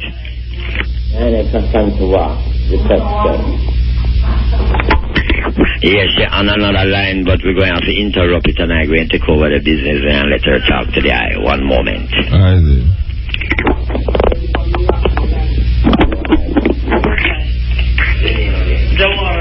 Greetings. Blessed Asantua. Rastafari, you can see I can't even respond to no emails. I get one, I respond. And I'm meeting up with Zinzi tomorrow because she hasn't even been here and she's organizing certain things. Yeah. Well, no. We're not under that, we call you for. We just call you for find out what you do. Muta just enough works. Me just glad to have the ones them in and, just be able to be of service. Me just stop everything so that them can make sure that the mission is accomplished, All right. Yeah, we give thanks for your input, It's very positive, Muta. I mean, when you see how Jalal open doors, I mean, I know our powers, but when I see, even the way how ministers of government have been jumping around his brethren, President Chisano fly to Johannesburg just so that this meeting can happen, and them showing us that reparations and repatriation is number 4 on the AU agenda. The South African government pay for 6 tickets for ones to travel to Libya to see Muammar Gaddafi, all them things are happening, and Muta, me know say in terms of reparations and repatriations, ones taking it, because the key thing that they have asked for is a desk in the AU dealing with reparations and repatriation facilitated by Rastafari ones, Yeah. And President Tristana even go as far to show that the problem with this request is that ones in America are blocking the Caribbean effort. African Americans don't regard I&I in the Caribbean in terms of managing the effort of the African issue of reparations and repatriation. And he said we have to go deal with that, and he's very concerned about the African American agenda, really the Caribbean agenda, you know. Yeah. And that was a very profound statement he made, Muta. Well, if we just continue the work, you know. Yes, sir. We have to continue the And work. Chaser did 2 big lunches for them in the new house, Muta. Who? Chaser. Oh, yeah? Open up the house for the ones, them, and, you know, just, you know, enough 2 dinner, 1 welcome dinner, 1 farewell dinner. And I just Oh, is Lando? Movie now. Lando? Empress Lando? Tell her to come forward. She there, eh? Oh, she put it on? Yes, greetings. Yeah, man, we have all the elder youth, them a travel with the elder, you know. Lando a travel with I&I. Yeah. Nether Bridging, because we have a contingent, we not travel nowhere without a couple of vehicles, you know, where the president just released the I&I, you know. Okay, give So time. let's hold forward. Empress Lando, can you please come and greet Jamaica? And Brethren Seat, let us heal up Muta. Muta is enough love for the eye and the inspiration, and, you know, me not gonna stop do the work, irrespective of what ones want try to do to I&I. You know, so my work is for Muta, Yeah. and me not stop praise His Majesty and do the work of the King, you know. Give thanks. And give thanks for the high support of I&I, you know. I mean, not stop sing Muta praise. So, who not want to hear that, I just so them have to just, you know, rest up with that. Till I say I know, because when you're in South Africa, you make I&I work easy. I mean, not stop to that. Yes. You see? Just hold forward for the 2 you, them, Empress Lando and Virgin Seatler. Just forward. Rastafari. Lando. Yes, I greetings. You talk to Jamaica, you know. Seen, yes, I. Happy I don't see no email or nothing. Yes, I. Eh? The line is not clear. Greetings. Blessed? Hello. Yeah, I'm hearing. Yes, I say happy Ethiopian Day to all of the Jamaicans. I thought you was in Zimbabwe. No, I is here in Johannesburg this time. Okay, so give thanks to you upon the Jamaican radio, you know. Truly, I is working hard, you know, preparing for the item to come forward home. Yes. You know. All right. Yes, I. All right, who else is there? Forward. Pardon? Who else is there? Who else is the other brethren, Seatley from Pretoria? Okay. One moment. Greetings. Blessed. Rastafari living, you know. Happy Heritage Day, Africans abroad, you know. And I feel very grateful to talk with the brethren, you know, to let the brethren be aware also that I am in duty this side. Hey, I. Yeah, blessed. That is true. This is Congo, so in South, you know. And I, you know, we love to see the brethren physical, to let them repatriate physical. We like the works that the brethren they've been strengthening, the way that they've been make us be aware here, so in Africa, about the whole works that need to be done in this time as a mission. So we give thanks to all the brethren abroad. Let them see the truth in this time. And right now we are getting ready for the brethren to come at home. Hey, lie. Well, as we say, the work is moving on, and I will give thanks for the communication, and we know, say, why these vibrations make Africa even look closer to it. You know, there was a time when we couldn't even communicate like this. You know, and now we see that we have brethren in South Africa, sisters in South Africa, Ethiopia, all over the globe, and we can communicate on radio programs in Jamaica with the brethren them. So we give thanks for these moments, you know. We know that the movement is pushing through, you know. Rastafari. Yes. Yeah, let me networking the brethren that has fulfilled this word in this time is an time is being prophesied that the Rastafari is going to reach 2 million now. It's an time that has to keep in it, my brethren. All right. We can talk back to Jalai there. Yeah. Yes, Jalai. I Selassie. Jalai.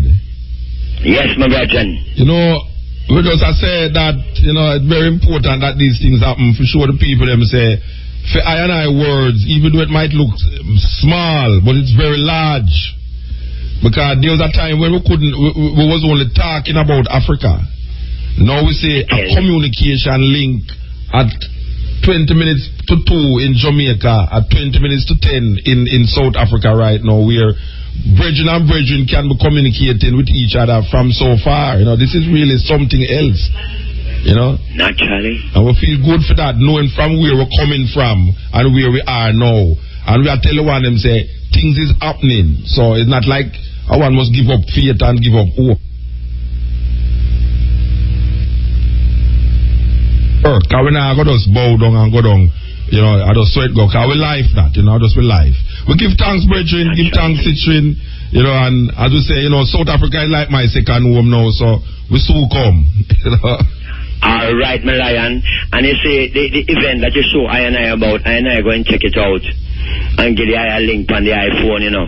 You mean the one in Miami? Aware and prepare to listen to a link from my. You mean in January or in Miami? In January? Yeah, Cape Town.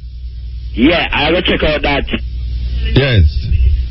All right, blessed. Give thanks to Bridget. It's tomorrow. I and I meeting with Winnie Forward, you know. Oh, you're meeting with Winnie again? Yes, man. Yes, man.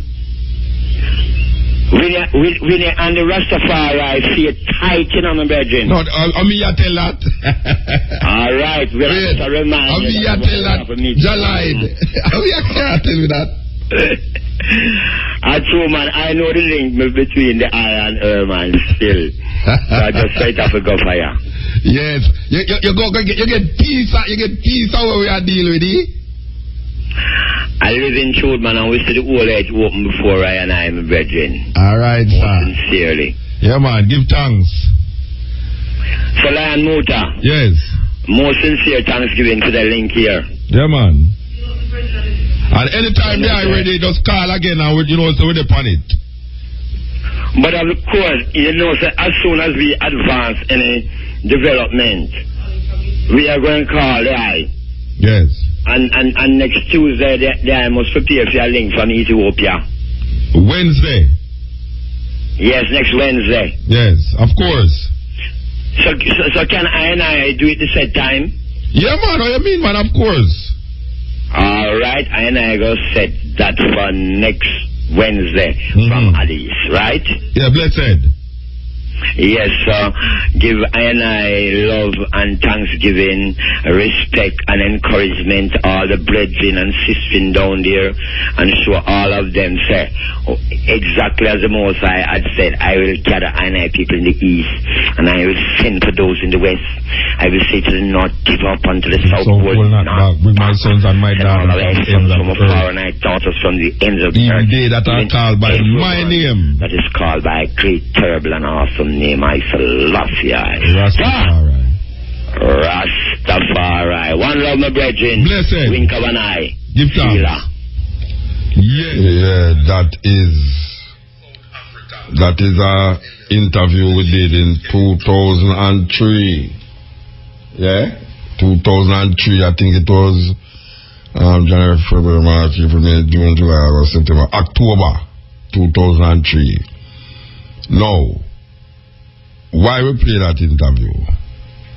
We play that interview on a whole heap of different levels.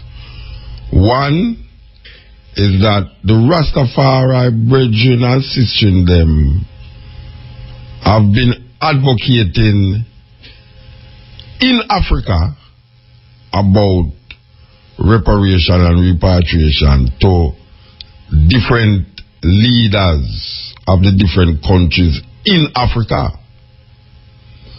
Now, a whole heap of time a man here say Mutaga in Africa. We know we go far still, but I have never been in an African country and don't meet with somebody that I feel that I can say something as it relates to our view of repatriation and reparation. We have sit with presidents and prime ministers and political leaders and talk to them about what we desire in relationship to how we view Africa and what we see the African leaders and politicians can do as it relates to our talk about reparation and repatriation. Now, we have seen the escalation of the reparation committee in this part of the world amongst Caribbean leaders, Caribbean intellectuals, and all these things. Now, a foundation has been laid over the years by the Rastafari community in Africa. I really would like now, like this year, especially like how we see another government coming in a Jamaica, you know, and one of the ministers them is deemed to be a leader, an advocate of the reparation movement in the Caribbean. He has made his voice movement in the Caribbean. He has made his voice loud and clear. And also we have seen professors of the different universities take themselves in leadership positions as it relates to the reparation and repatriation of the African people about Africa. No, we don't really hear no communication. We understand the reparation of trying to get the people them who was responsible for slavery to really repair that damage. But there is a underlying thing that is necessary and important. And what is the underlying thing that is important? To get African leaders on board. To get African leaders on board in relationship to what we hear Jalai just say, what we hear was happening and is still happening by groups and individuals, and I would put myself as an individual in that because I don't really belong to no organization in Jamaica. When I make a move, I don't sit down with no committee and no group to tell me say this and this and that, because sometimes you sit down with committees and groups and not no come out and then you hear say you can't represent this group or you can't represent this organization. But I know my representation is very important given this position I find myself in. So when we hear about these groups of intellectuals who is fighting the reparation fight,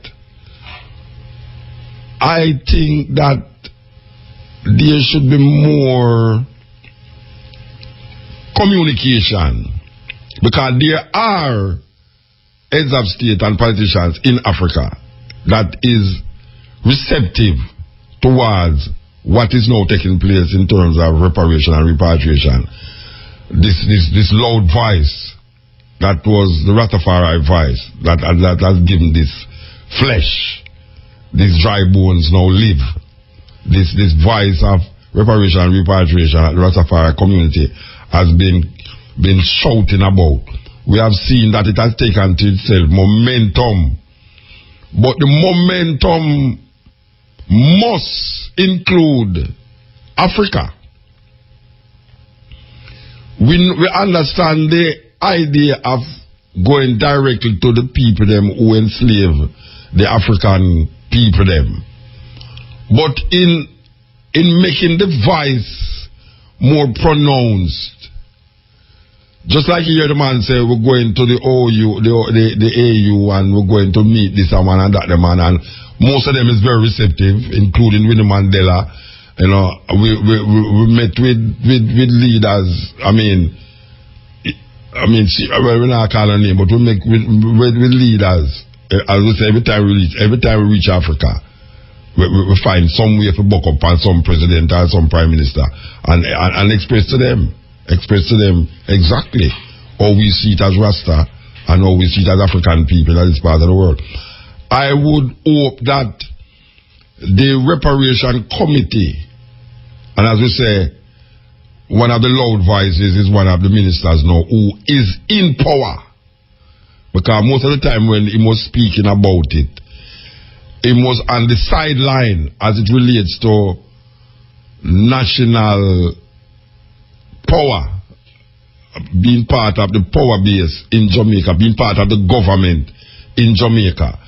Most of the time when him speak, it was outside of that government structure.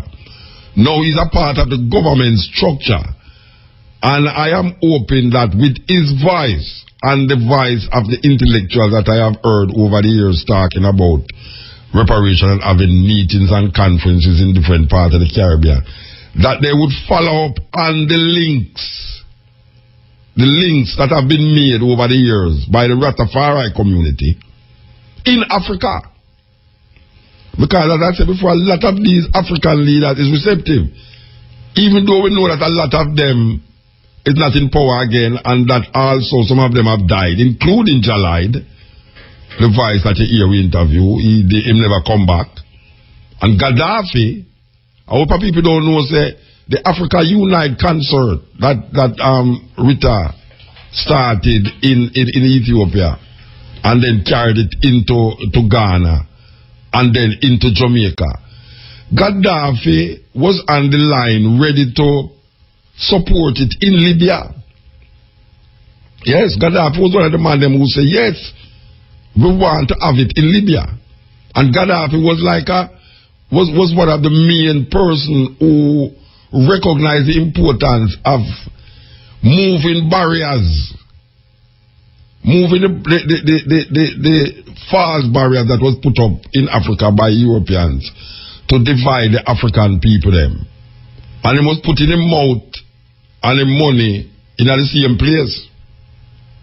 Now Gaddafi is not there anymore. As a matter of fact, Gaddafi is now seen as a terrorist by America. So America is deciding for we who's a terrorist and who is not a terrorist. But we recognize that there's a group of brethren and sisters who has went before and has opened many doors in Africa. And all it needs is for these people who are very influential in universities, scholars, and prime ministers now, because we see prime ministers now getting involved. We see Prime Minister of St. Vincent is deeply involved in the reparation movement, and other prime ministers and other politicians. One would hope that we would see a link, a Pan-African link. And this is where Pan-Africanism come in now.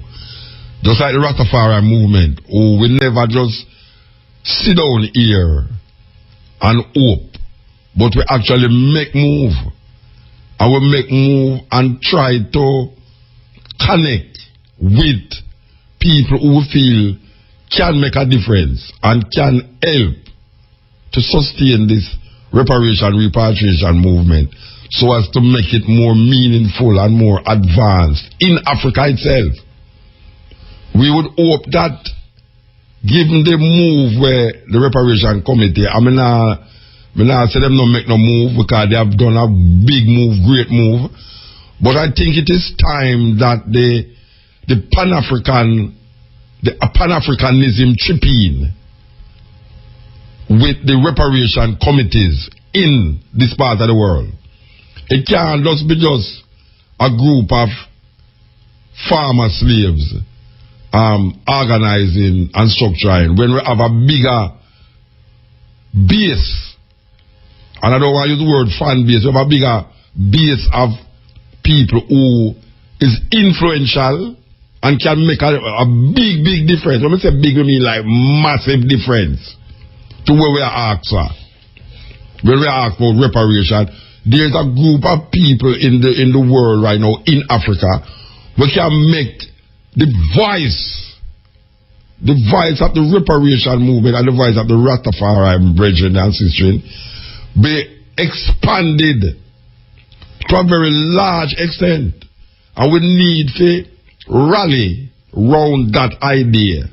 And also we need to recognize that the Rastafari brethren and sisters from them time there, including Jalide, who never come forward, And you have sister in there right now in Africa who is working diligently upon it. And you have brethren in this part of the world.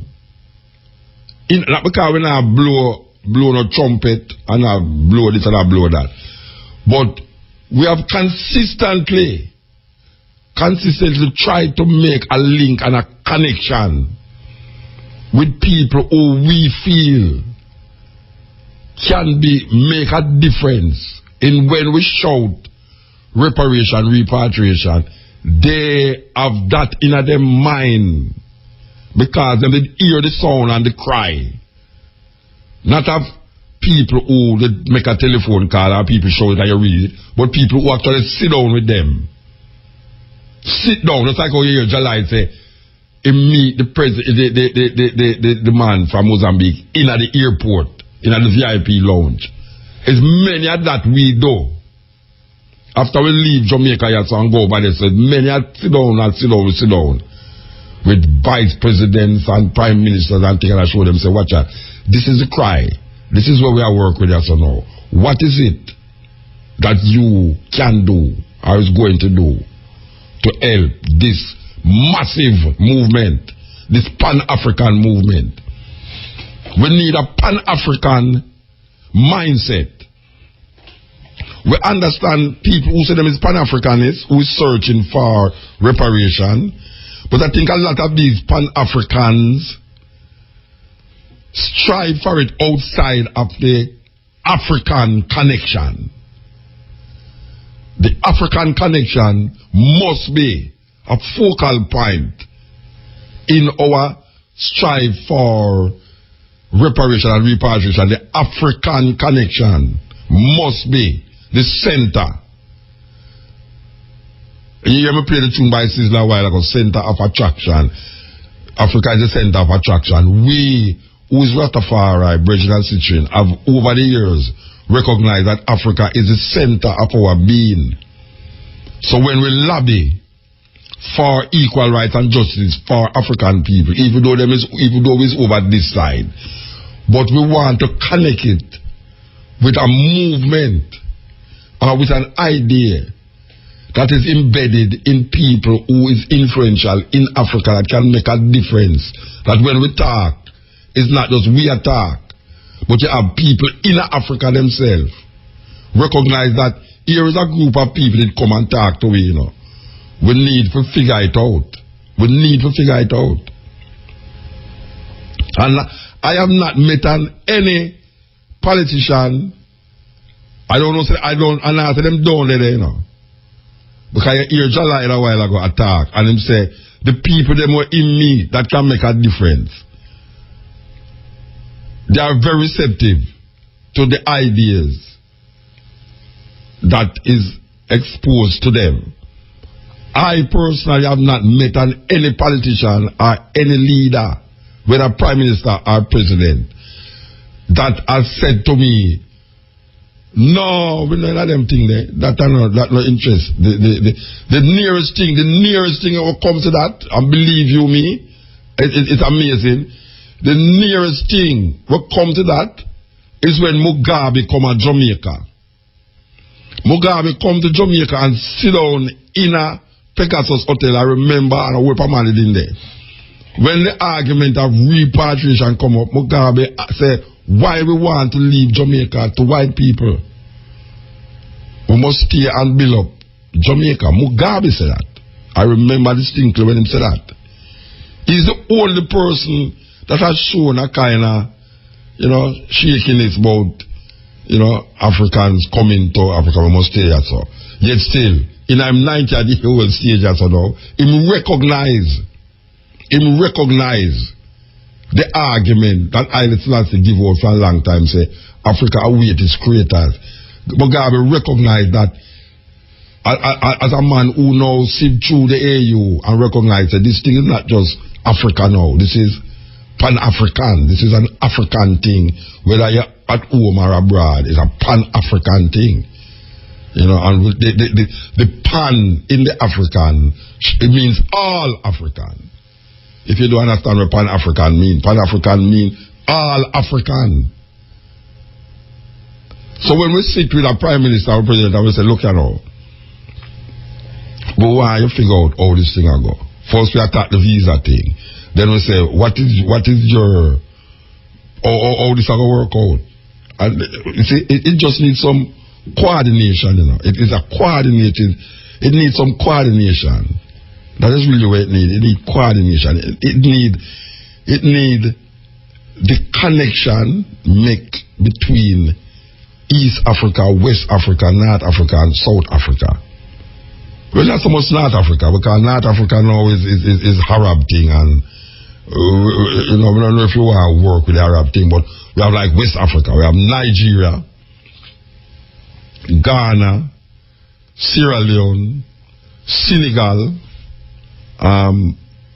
Gambia, very receptive. Yahya Jammeh, very receptive to it.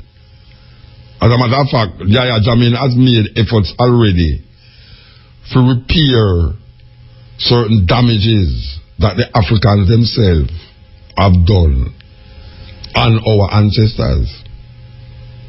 Yes. So him recognize the need to do certain things. Understand? Here we're in the talk about Winnie Mandela. Me know as a fact that Winnie Mandela is very receptive. And she's still there. She's still about, you know, she's not done, you know. It's not done, she's not done. Now because you don't hear the news which is still at work. Make Asante what tell you about Winnie Mandela in at this time, yeah. You know, you have, I mean, you don't really have to name them, but you have politicians, you have our presidents and prime ministers, who all it really need, these people who now take up the mantle of repatriation and reparation outside of the Rastafari community, because now it is not only a Rastafari cry, it has become now an diasporic African cry. You know, we say, we should name up at Verena Shepherd up at the university, very loud. We see Beckles, very loud. We see Prime Minister St. Vincent, very loud. We see Mike Henry Dongaso, very loud. All these people is not Rasta, but them have a voice that is pronounced as part of the establishment, as part of the established community, where can make a difference. Their effort can make a difference and can lend even more weight to what Rastafari have been doing. It can lend a whole heap of weight. So I am going to press along with this reasoning to these what I'm called professors and people who claim to be a part of this reparation thing. This year is, I mean, this is my time to say, look here, this thing gone in Africa from long time, and we don't see no concerted effort by the reparation committees to go into Africa and get the Africans involved in the reparation and repatriation zone.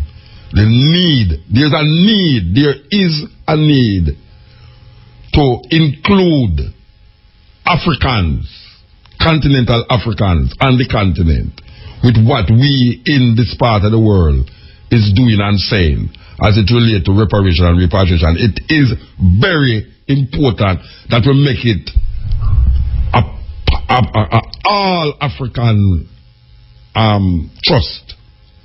You know, we move as all African, as Pan-African. We move it that way.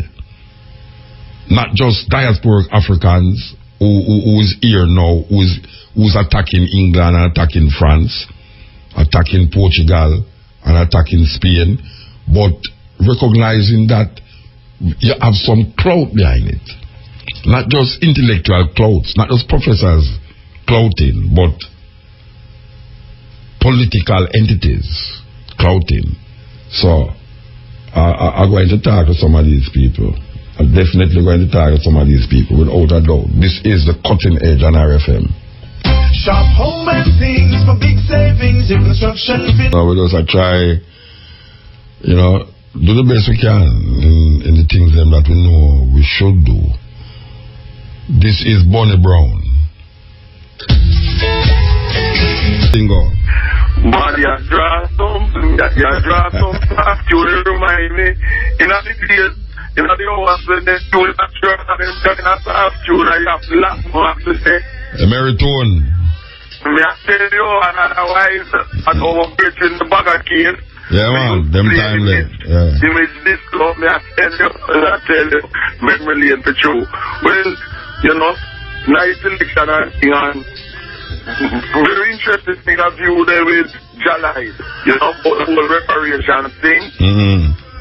And of course, we all remember the brother who died in Nigeria, Chief Abdullah, who was fighting for reparations, and they killed him in Nigeria, you know what I mean? You know, sir, you have to call back, you know, because, I don't know, it sounds like you crack up there. Yeah, it's a crack up. You hear me better now? You better now? Alright, go on, talk. Yes, Chief Abdullah who was murdered. Yeah, that's what you were saying. Yes, and it's a man who visited Jamaica too, and remember, he was the leading reparationist activist at the time of his death. And yeah, man, in the 80s. Yes, and the Americans involved with the killing of the schools and rights and things. Yes, 1990 died, was murdered December 2, 1998. You know, after many years, you know, really bringing the reparation things to the fore, you know what I mean? So it's for sure we have politicians and other people in Africa who... Yeah, man, who ready, man. Yeah, we have to just push it and just make all the people them right now who claim leadership recognize that the foundation is laid already and them need to just work on the foundation there. And implement it. True. Yeah. True.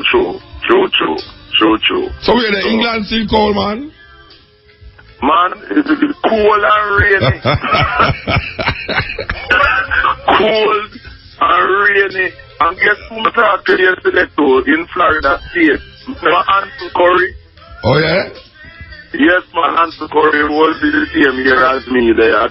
Technically, my right hand thing, you know. Yeah. And I spoke to Tucky from Franklin Town, Savage. Yeah, I'm supposed to do the drum in July there, you know. In Birmingham there. Yeah, I'm supposed to do that. Okay. We still are working it out still. Yeah, we still are working it out, but we're supposed to do it about the 24th of July or somewhere around it. So. Alright, but we'll make a note of that, see? Yeah, man. Alright. Blessed love to all the listeners then. Yeah, man, give thanks. Every time. Alright, yeah. Inside is a broken heart. My name is Mutabaruka. Good night, ma'am. How are you? I am okay. My name is Tatiana. Okay. I'm a regular listener. And I'm just 16 years old. You're 16? Oh, you sit up there over there for listen to Cutting Edge? Yes, man. Okay, Mr. Mutabaruka. I don't really call to talk. I'm Rasta with you, and you know what you normally talk about. I just call to congratulate you on the good work you're doing. Okay. And we like to employ you to keep up the good work. Yeah, man, it means a lot when you call, you know. It means a very lot when you call. Trust me. Yeah, man. Let me tell you, man, I always stay up and listen to your program. And I listen to Cutting Edge also because you are very educated, man. And it's very good that you use your educated self to educate others. Your educationally wise. And I love you, Mr. Mutabaruka. I will give thanks. I've always wanted to meet you and to shake your hand. Well, it's so if I make the call now, you're going to see how quick that happen. Thank you, I hope so. All right. But Mr. Mutabaruka, you know that you're going to tell it to me. I I don't know how to explain it to you, but you know, let's say I have a dream, and my dream is to Mr. Mutabaruka. You have what? I have a dream. You have a dream, okay. And my dream is to ensure that black people get the fair treatment of the care managers in Mr. Mutabaruka. And you see that man there, Donald Trump. Donald Trump? Yeah, man, me a pray because they say, nowhere upon heaven or earth can be president, nowhere. Yeah. You can destroy with black people. Okay. Anyway, you take care of yourself. All right, Mama, give thanks, yeah? All right. Give thanks. Yes, it's a serious thing. Serious thing. All right, here goes.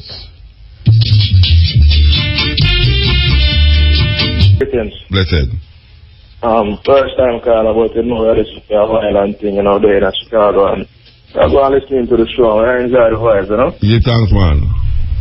Yeah, man, so I just say, I go and listen, I say, give thanks for the works, and, the message I ask in class, so we are listening to it, we are listening to it, and just want to tell you, them say, just go and hold the faith, Yeah, man, of course.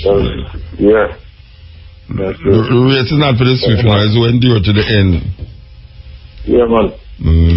So I tell myself, they are listening at night time, but I would have to work and not. Yeah. We just go and take in the vibes and give thanks to the show. Yeah, man.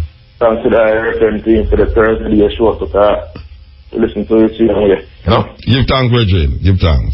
So just remember Chicago, all this. All the while. Yeah, man. Alright. Yes. Yes. We're going to stay in the mood every day, Believe you me, we're going to stay in the mood. Listen. Blessed man. What's up, man? Morning. Morning, sir. Come on, me hear the big Africa conversation, but I really want to go back to Africa still, Muta. No, funny. And everybody will go and go. No, because yes, right now, Jamaica to me, them say small like small big tree. Africa only bigger in the car. We have a world of artists, the world of musicians. You don't think that Africa have that world of artists and world of musicians? No, Muta, man. Africa have no world of artists and world of musicians? No, Jamaica, them originate from them. Get them. You ever hear about Yuma Sikela? Yuma Sikela, yes. You ever hear about Miriam Makeba? Yes, I want to. You ever hear about Salib Keita? Yes. You ever hear about Yoso Endor? Who originated reggae music, Muta? No, reggae music you talk. Yes, man. But then Jamaica, but Jamaica reggae music come out when you say Africa have no music. Don't be kind of reggae music. But I don't go reggae music in the world, Virgin. But for music more popular, Muta. But you gonna say that? You are gonna say that now? You are gonna say that now? Tell me. Because African music has been influencing Western music for years, for centuries. Where world I work with Muta? African music have been influencing all different music for centuries. Don't get dogmatic in your thinking, Bridget. No, man, you're right, man. But me and Chris, we have the world of athletes. World of which athlete? Me Usain Bolt, Shelley and Foster, not my world leader Who is the fastest long distance runner in the world? Where does the fastest long distance runner in the world come from? Me talk about today, you don't know me attack. Who is the fastest long distance runner in the world? Let me ask you. Today, no, you have to tell me that one. Oh, well, you have to go find out that. You see, because we can't take the dogmatic business about, Jamaica is the center of the world and Jamaica is the best place in the world and Jamaica is this and that. Promoter Usain Bolt, the world greatest runner right now. Him is the fastest 200 meter and him is the fastest 100 meter.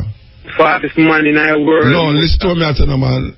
If him a run at 200 meter, him is the fastest 200 meter and him is the fastest 100 meter. You have other meters. You have other meters where him can't run like a man where in Kenya or in Ethiopia.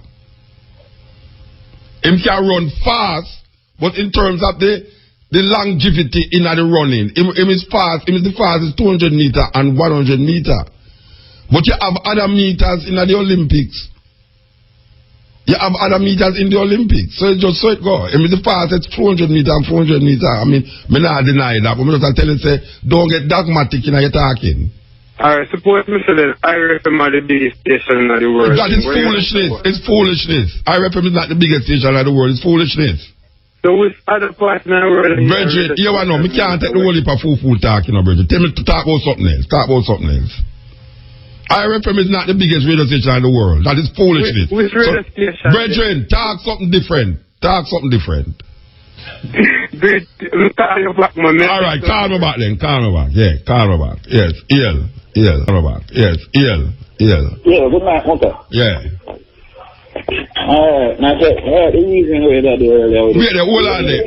When a man say world, what am I talk about? When a man say world, am I talk about between am I talk about Norman Manley Airport and Sanctus Airport? I don't understand when I say world, when I talk about. It's because sometimes a man talk about world and him thinks the end the Negril to Morant be at the end of the world that it's all like Columbus. Anyway, talk, Bridget, talk.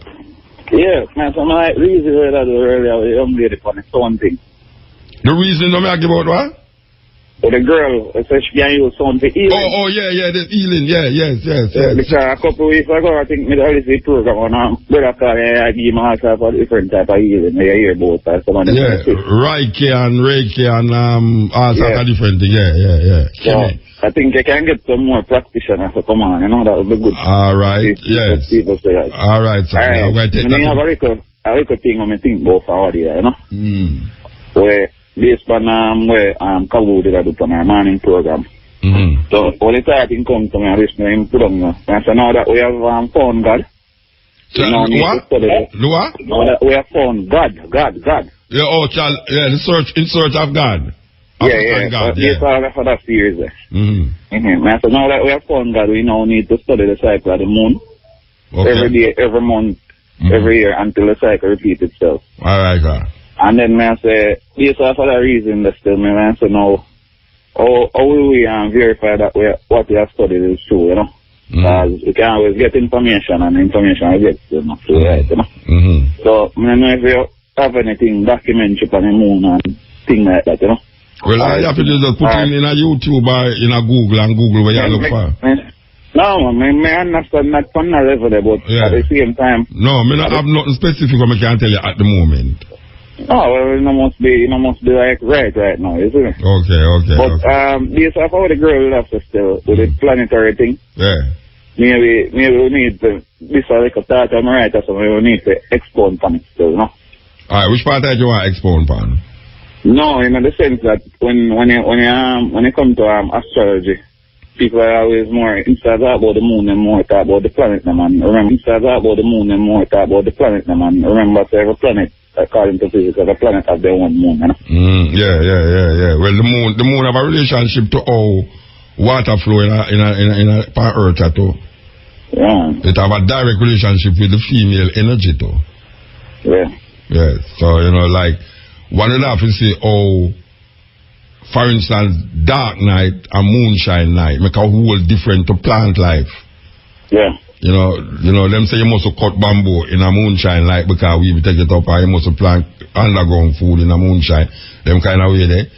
Yeah. And the moonshine draw the water, the sea level get, less. Yeah. Them kind of way. So the moon is a very important part in our Earth setup. Yeah. And how it affects the female too. Because there's a whole heap of effect it have on the female and the energy where female push. Well, I was going to say, even though you have to go YouTube, we can always do that. But if you have anything where you think are authentic still, Yeah, man. Let me just tell you some things already. Right now in terms of. No, most of that, most of them, when I hear them, I kind of know you have to top of it. Yeah, you. When you do more reasoning and more scientific way, then present to people all more evidence. Yeah, me understand. But we can't give evidence. No, but when we just talk about the moon, the bamboo and them things, we can't give evidence of that, No, we know that because normally when it depends on a tree, when you chop it down certain time, it's the most rotten. Yeah. Even though you have certain wood, irrespective of the time where you cut it, it's not rotten. But I mean, based on how people do them farming practice, that's true. And people always try to get that is scientific. Yeah, man. That is scientific knowledge. Yeah, man. All right. Give thanks, Virgin. All right. Yeah, man. Okay. So we'll go back to empty chair, yeah. We'll go back to the empty chair. We're too done. Huh? Go on, click it. For all your building materials, blocks, steel, cement, lumber, zinc, pipe, toilet doors, sand, gravels, kitchen, and bathroom fixtures. See Boscobel Hardware, Boscobel St. Mary. Telephone 810-6986 or 975-7133. And RFM, it's quite, I don't know how empty chair, empty. It looks like the chair empty, they know how empty, you know. Yes, EL motor. Yeah, blessed man. Yes, man. Yeah, maximum, you know? Yeah, well, it's right now in Jamaica towards Africa. It's a powers, you know. But we feel, say, Rastafari become more stronger, you know, in Jamaica, you know. By doing what? Right now we have Marcus Garvey School down at St. Anne's Bay, right? And we have Bob Marley from 9 Mile there, so. Right now, the man, them not, right now, we not see which part them I appreciate St. Anne, you know. On a high level, you know. Who not appreciate St. Anne? Rastafari on a whole. Rastafari. So what should they do to make you feel so them appreciate it? Well, right now, we feel say the world. No, hold on, man. What Rasta should do in St. Anne to make you feel say they appreciate it? Right now, Rasta needs to have them own radio station. Rasta needs to have them own school. Rasta needs to have them own hospital. Yo. You just tell me, say, Rasta don't appreciate St. Anne because you have Marcus Garvey Secondary School and you have Bob Marley place where him dead and where him buried up there. So them not appreciate what them need to do in St. Anne to make you say them appreciate St. Anne. I believe even a radio station, the great in a St. Anne. Hold on, man. All right. So if them build a radio station in a St. Anne, you'd have to say them appreciate St. Anne. Well, St. Anne a world breeding pools for the world, you know. Oh, one man has said Jamaica now, and now you have said St. Anne.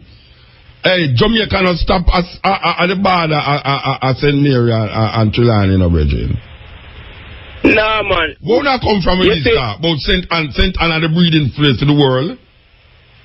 But we have to recognize the thing on a high level, you know. Tell me what makes St. Anne higher than all of the other places in the world. Tell me now.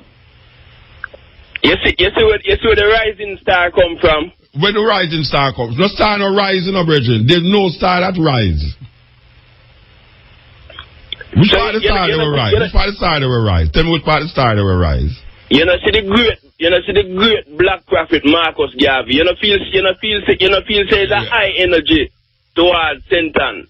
Why you find a man like Marcus Garvey with 10,000 people follow him in America?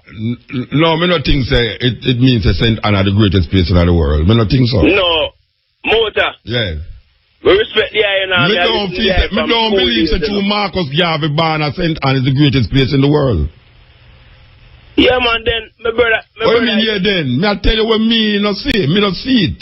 Me not see because Marcus Garvey born at St. Anne is the greatest place in the world. Yeah, but Mota. Yeah. I represent Rasta, you know, but you know must do the greatest thing for Rasta. You know what me say? Me say, I don't see how Marcus Garvey birth in St. Anne make St. Anne be the greatest place in the world. Yeah, but me I say the eye is a eye order towards Rastafari, but you know must do the highest thing for Rasta. But me no born at St. Anne. you're not born at St. Ann. Yeah, That's why I have to say I must do the highest thing for St. So what? Ann. So Kingston is not the greatest place in the world? The whole place great, man, but you have great and great and greatest. Okay, so St. Ann is the greatest place in the world? My brother. Yeah. Africa is the greatest place in the world. No, you just tell me that St. Ann is the greatest place in the world because Marcus can't be born at St. Ann. Yeah, so me but you pass the whole talking, you know, because you don't tell me about Rasta now do nothing. Rasta should have done to have built radio station in St. Ann. We're burning spear. We're burning spear hour. Burning spear Rasta? It's burning spear Rasta? Yeah. I know it's burning spear as a Rastafari. Alright, Mark Bob Marley a Rasta? I know it's Bob Marley as a Rastafari. Yeah. So what you say now? Bob Marley and burning spear let down St. Ann then? Because they never build a radio station in a St. Them not let down to the powers of the man them. Alright, you see the organization I want to keep it, you know. If I and I brother work over this one, I and I brother work this one. Right now you are working at IRFM in a watch race right now. See? Yeah. And if the eye come forward towards building a radio station, we have Rastafari which part where even. Yeah, but suppose me not choose to build a radio station in a St. Ann. Suppose me choose to build it in a Kingston. But if you choose to build it in a Kingston, that's why I assure you, say, right, you know, you'll still make a step towards Rastafari. It that means, say, Kingston is the greatest place in the world. Right now, you saw me, I say. No, why you talk higher than me? You talk higher than me. Rastafari right now, if you stop walk back at people and stop even listen to people radio station and things. Rastafari if you work for them. So let me ask you a question. Use a Rasta. Use a Rasta. I know a Rastafari. Then why not stop walk behind people and stop listening to them radio station? Mutabaruka, we need to educate. Why you don't stop? Wait, no man. Why you don't stop walk behind people and stop listening to them radio station? No, Mutabaruka, you don't know see a time for everything. Why you don't stop listen to them radio station and stop walk behind people? Because you say it's Rasta do that. So you as a Rasta, why you walk behind people and listen to them radio station? You have to have someone to set the pattern, you know. All right, me gone, Bridget. Me gone. Yeah, man. Next caller, yes. Ill. Yes, Muta. Yeah. Yeah, may I say, so over the universe right now, there's certain ice which shouldn't melt up as yet. Start melt. And once the ice start melt. There's certain ice that shouldn't melt yet, and it start melt. Yeah. Which part of the ice that we are melt now? All over, man, like Canada, America, England. All right, you have ice in you have ice in England which should not melt. Yeah. And it a melt. It a melt. Why it a melt? Why the ice which shouldn't melt now a melt now? Yeah, because the cycle coming in to take the course, coming out of winter to spring. Okay, they don't know, say you have winter and spring, summer and autumn. So that means, you know, in a winter, the ice there, and in a summer, the sun melt the ice. So, the cloud taking up the water, what can go in the cloud, go back to the sea. To show where you are like Jamaica and other places over the world, the cloud are carried and dash it off. I work through the cycle, changes, a new year coming in. Within the cycle, you're going to have earthquake over the world. You thought that last week, you know, Brethren. You mentioned that last week. So which ice in America shouldn't melt? Why it shouldn't melt? Why the ice shouldn't melt? No, we said some of the ice where it shouldn't melt, it can melt too fast. Okay. So picture the fastest way it can melt now. Yeah. You get flood. You get flood. Yes, you get flood. Okay. When you get in these floods. Yeah. You're going to get earthquake. Okay. You're going to get lightning. Okay. You're going to have nature taking its course then. Yes. On a level. So what that mean now? So what should I do now? What should I do then? No, you not do nothing. So it's a new year coming in. So we can't stop it then. No, you cannot stop it, but it's a new year. This is what. Yeah, but why? Wait there. What is the significance and talking? If this is happening and it's a new year, and it is inevitable that it's going to happen on a new year, what is the significance of talking about it? If it's a natural thing. A weird so what? What are weird say? It's something where you talk about. Because what you tell me, you don't know, you don't know about the new year, you know. No. I mean, what caused the new year to be here now? All right, a new year going to happen with flood and earthquake and all this. I asking you a question now. Yes. If you can't stop it and me can't stop it, what is the purpose of saying it? To have people aware about it. That you can do what? That you can do what? When you're aware of it, what you can do about it? What you can do about it? Yeah. Honor it and glorify it. All right, sir. Glorify the earthquake. All right. Glorify nature. No, we are glorifying nature without earthquake come, and we are glorifying nature without flood come, so it no matter. No, but when I say, remember, you tell me, say, you know, a new year start January. No, me tell you, say, in the Western world, the new year start January. Some people start the new year in the first new moon in spring, which is between March and April. That is what I tell you last week. All right. Yeah, so don't tell me about me, say. Me I tell you where. Right. Yeah, so don't tell me about me, say. Me I tell you where them say. Me tell you where them say. Them say January is the beginning of the year. Some people say the first new moon in the spring is the beginning of the year. That is what them say. That must be the right thing, right? No, I don't know where you are called right, you know. I tell you what them say. I don't have no opinion. They know them say it, but I them say it. I them say it. I don't have no opinion on it. I them say it. I know it no matter to me when the year start. It no matter to me when the year start, you know. Then the Christmas cycle start, that man. It don't matter to me when the year start or when them say the year start. It don't matter to me. It matter to me. All right. So this is the cutting edge. 3 cars straight. 3 cars straight. I can't play the empty chair. And you know, so I'm not going to play the empty chair. I'm not going to play the empty chair.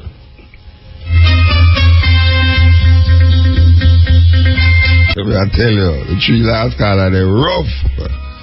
Oh my gosh, man. I tell you, the 3 last cars are no easy, man. Okay, so, you know, Mr. Fix-It, Winston Francis. We're not going to play Winston Francis, you know. We're not play Mr. Fix-It. On Main Street, yeah, so we are giving the food that we not drop down in a studio, yeah. Believe you me, and supply with the food that we not drop down in the bright day. We want to heal up Brian, and we want to heal up, you see now, Tracy. We want to heal up Tracy and Brian. Believe you me. Yes, you know, say, I go where I go, you know. The man called Matrix is in the house. Matrix, how your mother, man? Good life for that, man. Oh, when last this year? Christmas. No, my people come over there, come leak your head with a CD, you know. No, my people come over there, come back to your face with a CD. Christmas. Till me I go and worse now, you still. A long time, you don't see her, you know. A long, I go and worse now, you. I'm supposed to 2 years. Me don't see her. You can't believe that? I think a 3. No, man, I'm not 3 years. A 3 year? What a terrible bridging this is, you know. After me I express my undying love for her over the years. All 2 years, don't me don't see her. No, me I tell you, me terrible. I must apologize for that. You still at the bank? She still at the bank? Oh gosh, man. Eh? She still at the bank? They don't want to leave. Alright. I'm glad you tell me. CM Bank. Them no move the CM Bank today. Alright. And now wait for another 2 years. Trust me. It's a wicked act that. Wicked act that me do that. Believe you me. After me the parade that I would me love your mother, I love her, that talk about me your stepfather and all them things there. Me disgrace myself when me do that. Say yeah, me your stepfather. They're not true, man. That's true, you talk, man. Me not deny it. Me not deny it, you know.